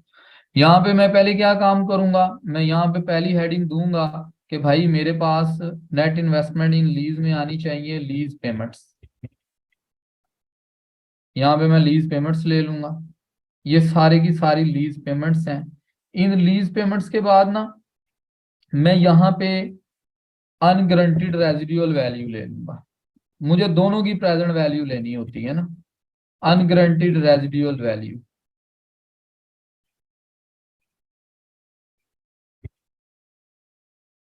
अनगारंटीड रेजिडुअल वैल्यू ये ले लूंगा। अब बात यह है कि अनगारंटीड रेजिडुअल वैल्यू जो है वो जीरो है, ऑलरेडी जीरो है वो, तो उसका मैं कुछ नहीं करूंगा, उसको प्रेजेंट वैल्यू में कन्वर्ट नहीं करवाऊंगा। ठीक है। और जो मैंने लीज पेमेंट लेनी है ना, वो 12% पे नहीं लेनी, वो 10% पे लेनी है। Interest rate implicit in lease, फर्क यहाँ पे है 10%, और ये फर्क यहाँ पे है 12%। क्योंकि interest rate implicit in lease Lesi को मालूम नहीं था, तो लिहाजा लेसी ने जो है वो उसे 12% पे लिया, लेकिन लेसर ने उसे जो है वो 10% पे ही लिया। यहाँ पे हम 10% के हिसाब से इसकी कैलकुलेशन कर लेंगे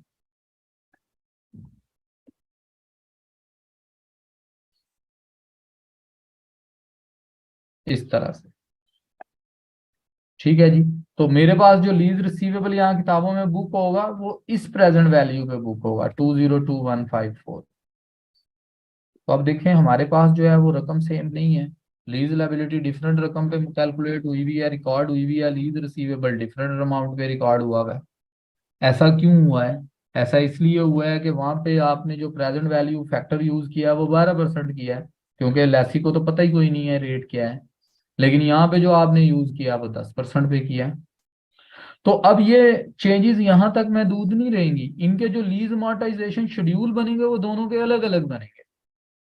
मतलब ये जब हम इसकी इंटरेस्ट की इंस्टॉलमेंट्स की सॉरी रकम को जब रिकॉर्ड करेंगे, कंट्रोल सी, और यहाँ पे मैं लिखूंगा इसे control we, lease amortisation schedule, और यहाँ पे लीज अमॉर्टाइजेशन शेड्यूल। अब लेसी के लिए ये 12% पे बनेगा, 12%। मैं इसकी प्रेजेंट वैल्यू यहां से उठाकर ले आऊंगा, दिस वन। ठीक है। अब इसको 12% पे देख लेते हैं कि ये 12% पे कैसे बन रहा है। यहाँ पे मैं लेकर इसको लिखूंगा 1.0.12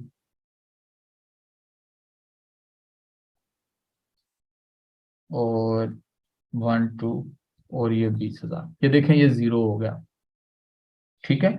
इसको हम 10% पे ही रिकॉर्ड करेंगे, लेकिन 10% पे हम रिकॉर्ड करेंगे इसकी वैल्यू से, जो राइट टू यूज एसेट की नेट इन्वेस्टमेंट इन लीज की वैल्यू जो आपने रिकॉर्ड की है। ठीक है, इसे 10% पे ले लेंगे, this one F2।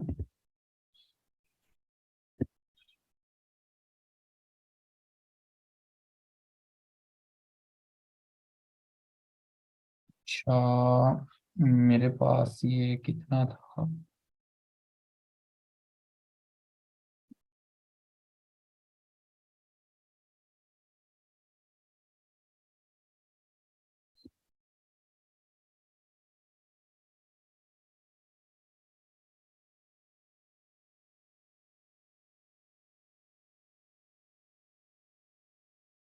Ten percent. और अच्छा यार, यहाँ पे ना मेरे से गलती ये हुई है कि ये 10% इसका interest rate implicit in lease नहीं बनता। ये ना पहले हमें कैलकुलेट करना पड़ेगा IRR के ना फार्मूले से। इसमें अगर मैं IRR का फार्मूला लगाऊं,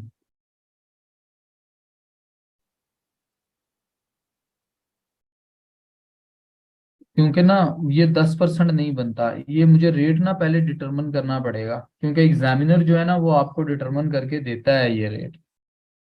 तो पहले हमें ना IRR निकालना पड़ेगा, IRR।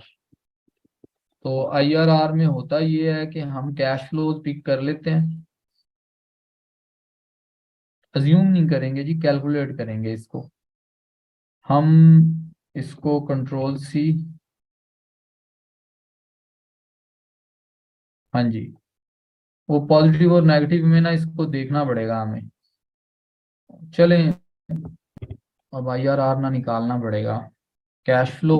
मैं अज्यूम करता हूं कि मेरे पास पहले जो है ना वो कुछ रेट डिफरेंट है। फॉर एग्जांपल मैं ले लेता हूं कि मेरे पास डिस्काउंट रेट है, चलें ये 10% वाला ही ले लेते हैं, कंट्रोल सी, कंट्रोल वी। पहले इंटरेस्ट इसका ना 10% पे लेकर इसकी प्रेजेंट वैल्यू ले लेते हैं। ये बेसिकली फाइनेंस का टॉपिक है, लेकिन वो मैंने सवाल बना दिया ना, तो इस वजह से अब मुझे ये करना पड़ेगा। इसको मैं जीरो लूंगा, प्रेजेंट वैल्यू ले लूंगा, इसको मैं कैलकुलेट कर लेता हूँ, इज इक्वल टू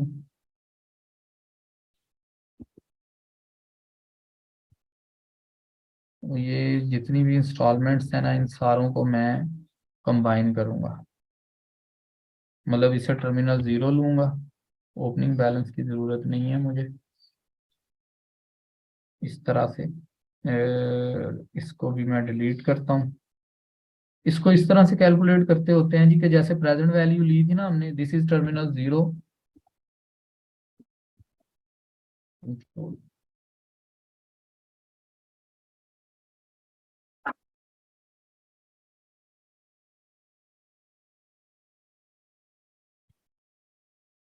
और दिस इज 1 2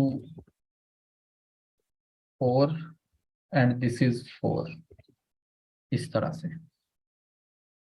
अब हम यहाँ पे पहले 10% पे ले लेते हैं। 10% पे मैं इसे लूंगा, तो मैं ना यहाँ पे फार्मूला लिया हुआ है इसका यार, कंट्रोल सी, कंट्रोल वी।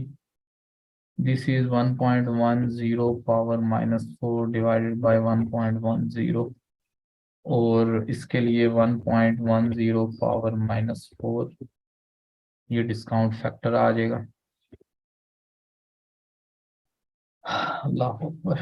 और यहाँ पे प्रेजेंट वैल्यू, आई थिंक इसमें ना एक फार्मूला भी यूज होता है IRR का ना, डायरेक्ट भी निकल सकता है, लेकिन चले, दिस मल्टीप्लाइड बाय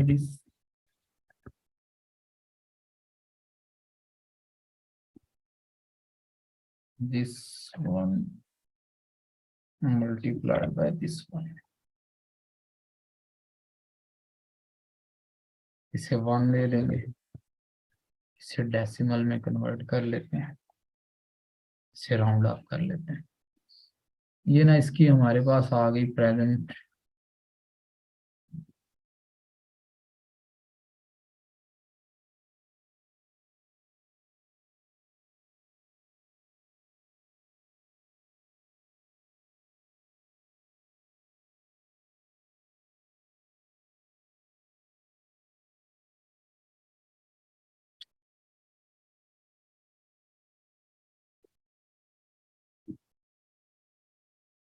अच्छा जी, ये प्रेजेंट वैल्यू इसकी 10% पे ये आ रही है। ऐसा करते हैं कि एक प्रेजेंट वैल्यू इसकी ले लेते हैं हम 10 की बजाय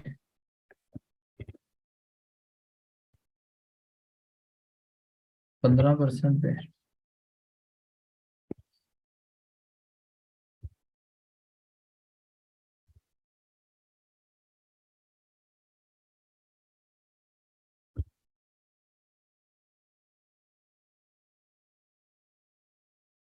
वैल्यू इसकी ये आ गई। इससे अगर मैं, चले, IRR कहता है, IRR is equal to lower percentage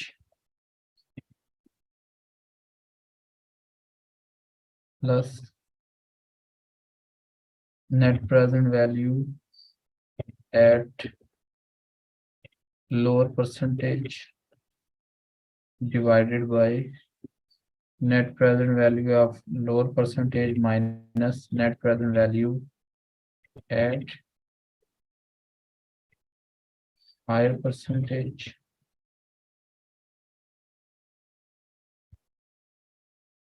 और फिर इस सारे को किया जाता है मल्टीप्लाइड बाय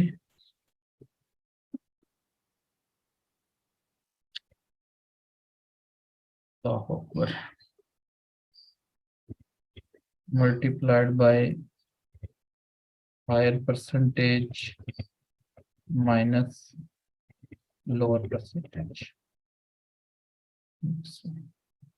तो लोअर परसेंटेज है यहाँ पे 10% प्लस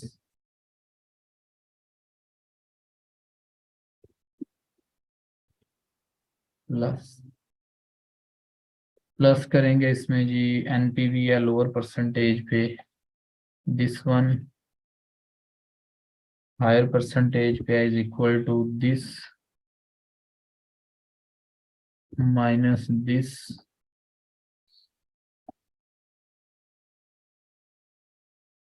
and multiplied by 5%।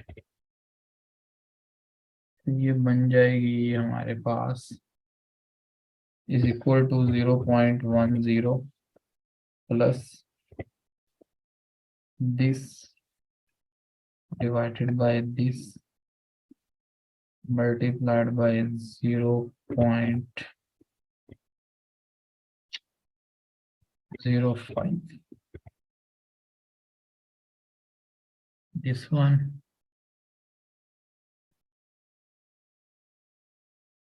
मतलब अगर मैं इसे परसेंटेज में कन्वर्ट करूँ ना तो ये बनता है 6.4922%। ये IRR का ना रेट निकला है जी।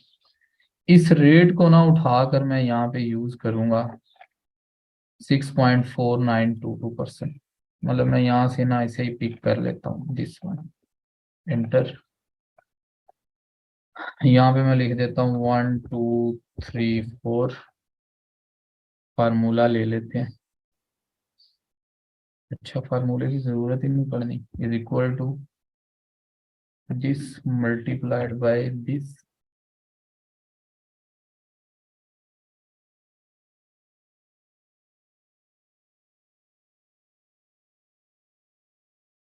इसको डाउनवर्ड ले जाते हैं। क्या गलत हो गया है F2 फिर हमारे पास आ गया है। अच्छा इसमें इसे फिक्स करना है F2 F4। तो इसको मैं डाउनवर्ड करता हूँ तो ये मेरे पास देखें कितना बचा है 19। इसमें ना कोई चीज स्टिल मिसिंग है।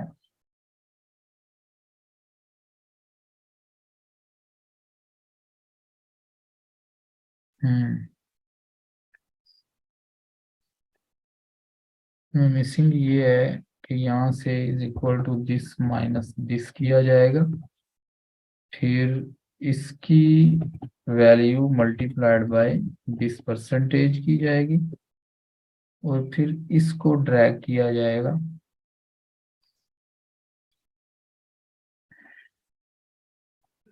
ये ना जी कोई प्रेजेंट वैल्यू क्यों नहीं है सही आ रही यार मेरे पास। अच्छा ठीक हो गया ना। ये इसलिए सही नहीं आ रही जी कि ये प्रेजेंट वैल्यू में भी तो फिर सेम रेट ही यूज करना है ना हमने दिस वन। ये सेम रेट यूज करेंगे तो आंसर आएगा ना हमारा वरना तो ये आंसर ही नहीं आएगा। दिस इज 1 प्लस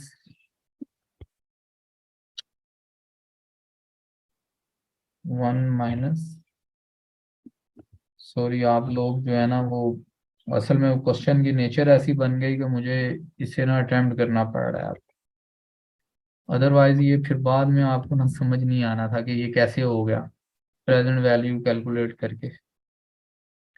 अच्छा -4 इसका आंसर लेकर और के 132।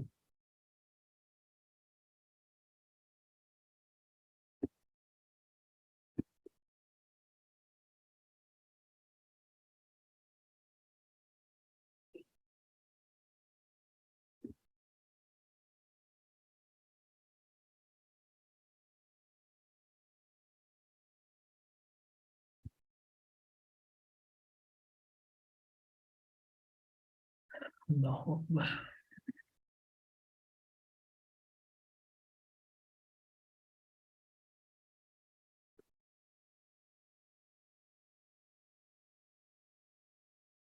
ये बनेगा जनाब 1 प्लस दिस पावर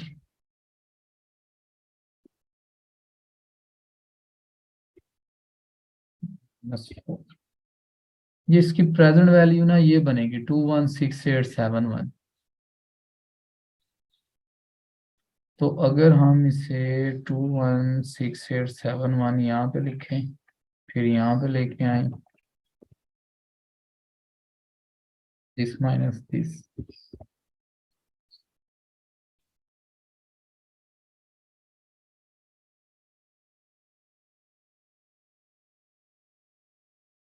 पता नहीं।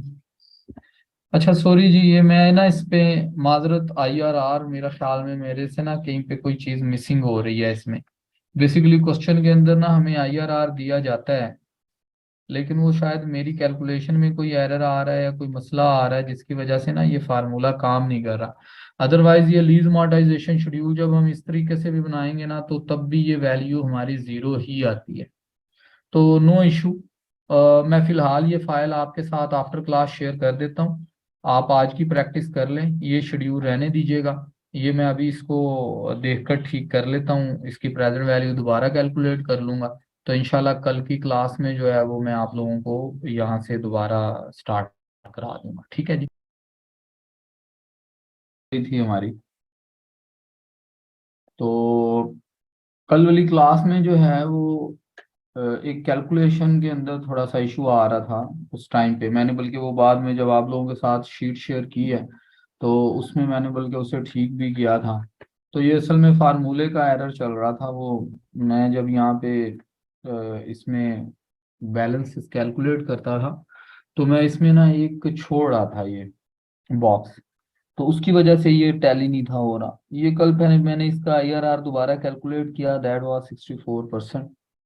फिर मैंने इस 64% को यहाँ पे यूज़ किया और इस मॉडर्नाइजेशन शेड्यूल को मैंने ज़ीरो किया और फिर उसको रिकॉर्ड कर दिया।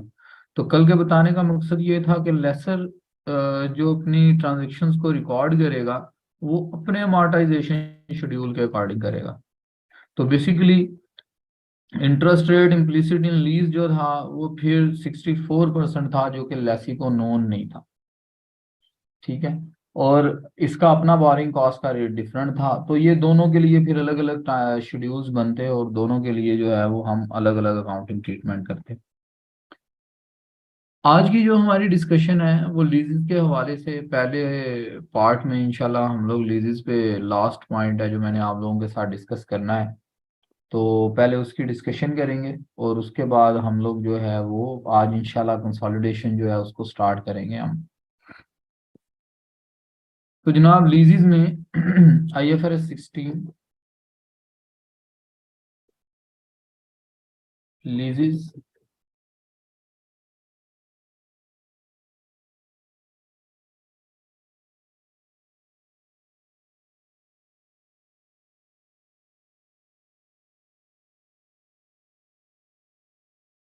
लीजेस कल हम लोग पढ़ रहे थे अकाउंटिंग ट्रीटमेंट्स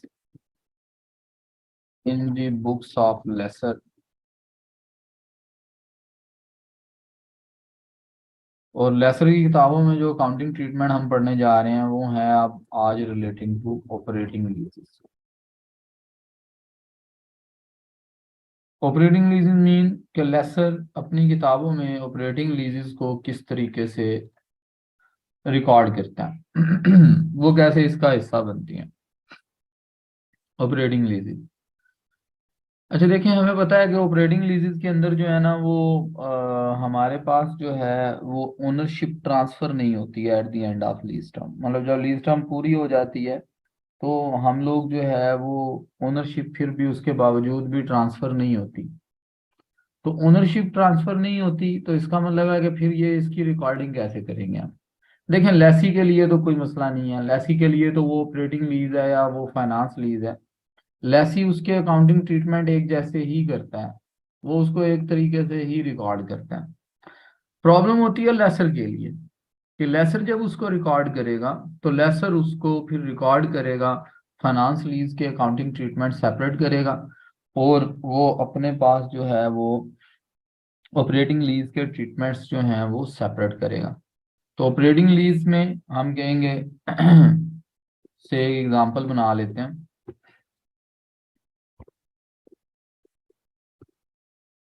ए लिमिटेड सॉरी, इशूड, इशूड को छोड़ें, A limited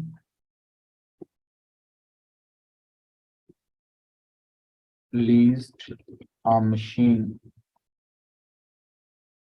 to be limited on 1st January 2022. Terms and conditions were as follows. Terms and condition में मैं कहता हूँ डाउन पेमेंट होगी जनाब 1/1/2022 को 50,000। फिर जनाब एनुअल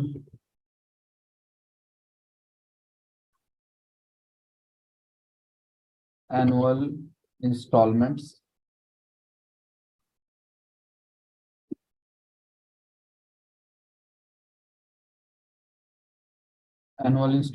में मैं आपसे कहता हूँ डेट और यहाँ लिख देता हूँ पेमेंट।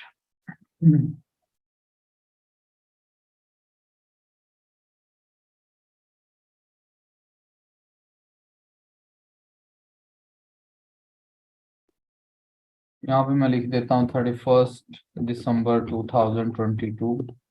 पेमेंट करेगा ये 60,000। फिर 31 दिसंबर 2023 पेमेंट करेगा ये 50,000। फिर 31 दिसंबर 2024 पेमेंट करेगा ये 40,000। फिर 31 दिसंबर 2025 पेमेंट करेगा ये 30,000। Machine will be returned back at the end of lease term to lessor को मशीन जो है वो लीज टर्म के एंड पे वापस कर दी जाएगी। मतलब ये एक ऑपरेटिंग लीज है। तो रिक्वायरमेंट में मैं आपसे कहता हूँ required pass the journal entries in the books of laser.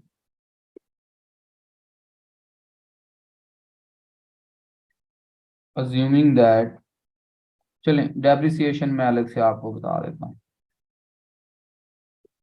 Depreciation rate 10% per annum for lessor. इसको यूजफुल लाइफ भी लिख सकते हैं, ठीक है, लेकिन लेसर के लिए डेप्रिसिएशन रेट अज्यूम कर लिया मैंने कि 10 साल लाइफ है तो उसके लिए 10% है। तो लेसर की किताबों में हमने एंट्रीज रिकॉर्ड करनी है। देखें जब ऑपरेटिंग लीजेस होती है ना तो उसका बड़ा सीधा सीधा सा काम है। वो ऑपरेटिंग लीज के बारे में एग्जामिनर हमें कहता है कि आप ऑपरेटिंग लीज के अंदर ये जो आपका एसेट है ना उसके अगेंस्ट जो आपको रेंटल रिसीव हो रहे होते हैं उसको स्ट्रेट लाइन बेसिस के ऊपर आप अपनी किताबों में रिकॉग्नाइज करवाएं। ठीक है, स्ट्रेट लाइन बेसिस के ऊपर। अच्छा, अदरवाइज अगर आप स्ट्रेट लाइन मेथड यूज करते हुए उसको अपनी बुक्स में रिकॉर्ड नहीं करना चाहते हैं तो वो कहता है कि उसके अलावा अगर कोई अल्टरनेटिव मेथड है उसके जरिए कर लें। बाज़ औक़ात आप मशीन लीज पे देते हैं रेंटल्स, आप उसका डिसाइड कर लेते हैं कि भाई रेंटल जो है ना वो पर यूनिट प्रोड्यूस की बेसिस के ऊपर जो है वो हम लोग पे करेंगे। तो जाहिर बात है जब आप यूनिट ऑफ प्रोडक्शन की बेसिस पे मतलब जितने नंबर ऑफ यूनिट्स परचेज किए जा रहे हैं उतने यूनिट की बेसिस पे कैलकुलेशन करेंगे तो फिर स्ट्रेट लाइन मेथड यूज नहीं हो सकता। तो हम जो स्ट्रेट लाइन मेथड यूज करते हैं वो स्ट्रेट लाइन मेथड हम लोग यूज तब करते हैं जब हमारी प्रोडक्शन यूनिट में मतलब हम पेमेंट यूनिट्स के हिसाब से नहीं कर रहे होते। तो यहाँ पे ऐसी कोई बात नहीं है, टाइम बेसिस पे पेमेंट हो रही है। तो हम क्या करेंगे, हम स्ट्रेट लाइन बेसिस पे ना पहले इस पे एक एवरेज निकाल लेंगे। मतलब मैं इस सारे डाटा को यहाँ से पिक करता हूँ, कंट्रोल C कंट्रोल V। ये जितनी पेमेंट्स हैं इन सारों का मैं सम कर लेता हूँ। सम है 180,000। टोटल टोटल है 180,000।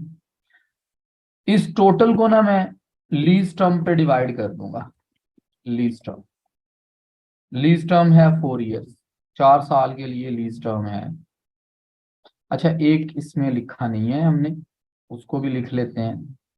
वो है इसमें डाउन पेमेंट 50,000 की। ठीक है, वो रेंटल भी मतलब आप यूं समझ लें कि एडवांस रेंटल दिया गया है। ठीक है, तो ये 50,000, 2,30,000 रुपये है जी। तो अब टोटल रेंटल हुआ 2,30,000 और लीज टर्म है मेरे पास 4 साल। तो मेरे पास एवरेज क्या निकलेगी, मतलब स्ट्रेट लाइन की बेसिस पे एवरेज कर लेते हैं। एवरेज रेंटल निकलेगा मेरे पास कि 2,30,000 को मैं डिवाइड कर दूंगा 4 ईयर्स पे। 230,000 डिवाइडेड बाय 4 ईयर्स, तो 57,500 रुपये मेरे पास जो है वो एवरेज रेंटल बनता है। 57,500। तो अब हमने काम क्या करना है कि हमने हर साल ये रेंटल अपनी इनकम बुक करना है। ठीक है, मतलब यहाँ पे मैं लिख लेता हूँ ए लिमिटेड जनरल जर्नल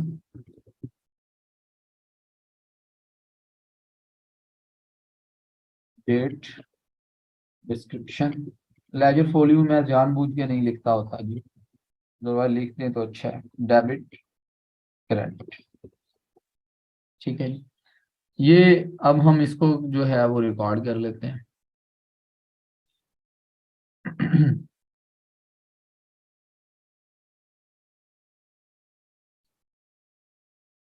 जी, तो जनरल जर्नल में जनाब हम सबसे पहले डाउन पेमेंट कर रहे हैं 1 जनवरी 2022 को। 1 जनवरी 2022 हम यहाँ पे आएंगे, हम लिखेंगे 1 जनवरी 2022 बैंक अकाउंट डेबिट, क्योंकि रेंटल रिसीव कर रहा है ये, और to rental income credit. Rental income credit, अब रेंटल इनकम आपने जो डाउन पेमेंट की है 50,000 की, लेसर उसे अपनी इनकम बना लेगा 50,000। अब भाई हमारे पास आ गया साल का एंड 31,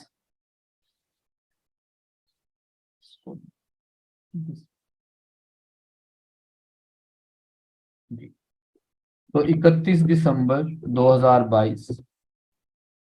अब दूसरा रेंटल पे हुआ है, मतलब 60,000 रुपये 31/12/2022 को। तो हम फिर दोबारा लिखेंगे बैंक अकाउंट डेबिट और रेंटल इनकम क्रेडिट। तो यहाँ पे जनाब हमने 60,000 रुपये रिकॉर्ड कर लिए, 60,000 और 60,000। अच्छा, अब होना क्या है, होना ये है कि हमने जो रेंटल इनकम बुक करनी है वो तो सिर्फ 57,000 रुपये बुक करनी है। मतलब रेंटल इनकम तो हमने सिर्फ और सिर्फ 57,000 बुक करनी है। अब इसको कैसे करें, अब हम कहेंगे कि यार देखो 2022 में एक 50,000 और एक 60,000, हम टोटल 1,10,000 रुपये अपनी इनकम बुक कर चुके हैं, जबकि हमने इनकम बनानी है सिर्फ 57,500। तो हम क्या करेंगे, जितने एडिशनल पे हुए हैं उन सारों को अपनी अनअर्नड इनकम के तौर पे शो कर देंगे। तो हम कहेंगे रेंटल इनकम डेबिट और अनअर्नड रेंटल क्रेडिट। तो 1,10,000 रुपये में से मैं माइनस कर दूंगा 57,500, दिस वन। तो 52,500 को मैं अपनी अनअर्नड रेंटल इनकम बना दूंगा। ये एक साल मेरा खत्म हो जाएगा, ये अनअर्नड रेंटल इनकम मेरी इन लायबिलिटी शो होगी इन स्टेटमेंट ऑफ फाइनेंशियल पोजीशन। अब मेरे पास दूसरा साल आ जाएगा 31 दिसंबर 2023। यहाँ पे मैं लिखूंगा 31 दिसंबर 2023।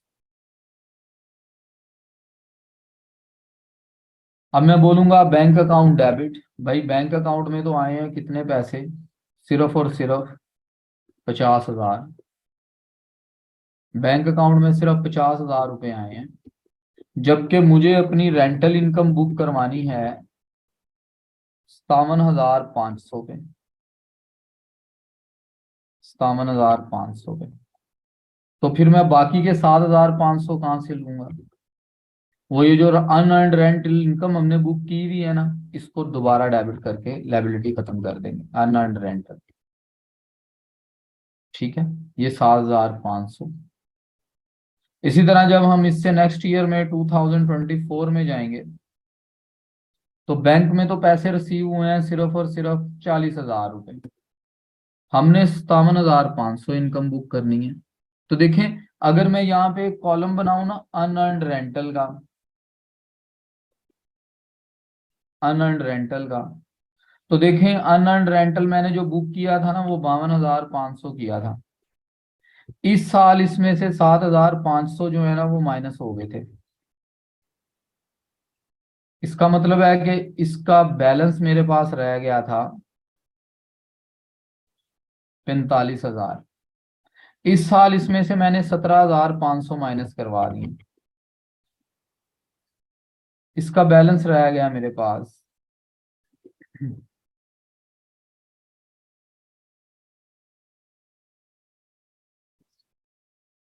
तो ये रह गया भाई मेरे पास 27,500। 22 23, दिस वॉज 24। अब मैं चलता हूँ 2025 में।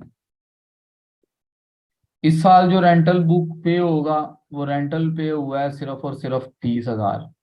मैंने 57,500 बुक करना है। तो ये 27,500 का डिफरेंस अगेन मैं अनअर्न्ड से ले लूंगा, रेंटल से 27,500। ये एडवांस रेंटल भी हम इसे लिख सकते हैं, इसको हम डेफर्ड रेंटल भी लिख सकते हैं। ठीक है, नाम आप कोई भी यूज कर सकते हैं, उसका कोई इशू नहीं है। तो ये इस तरीके से 5 सालों में वो जो लायबिलिटी आपने बनाई थी वो जीरो हो जाती है। तो हम लोग जो है वो यहाँ पे इस तरीके से इसको रिकॉर्ड करते हैं कि अगर आपने एडवांस रेंटल पे कर दिया तो वो अनअर्न्ड बन जाता है, और अगर आपने कम पैसे पे किए हैं तो वो फिर आउटस्टैंडिंग बन जाते हैं।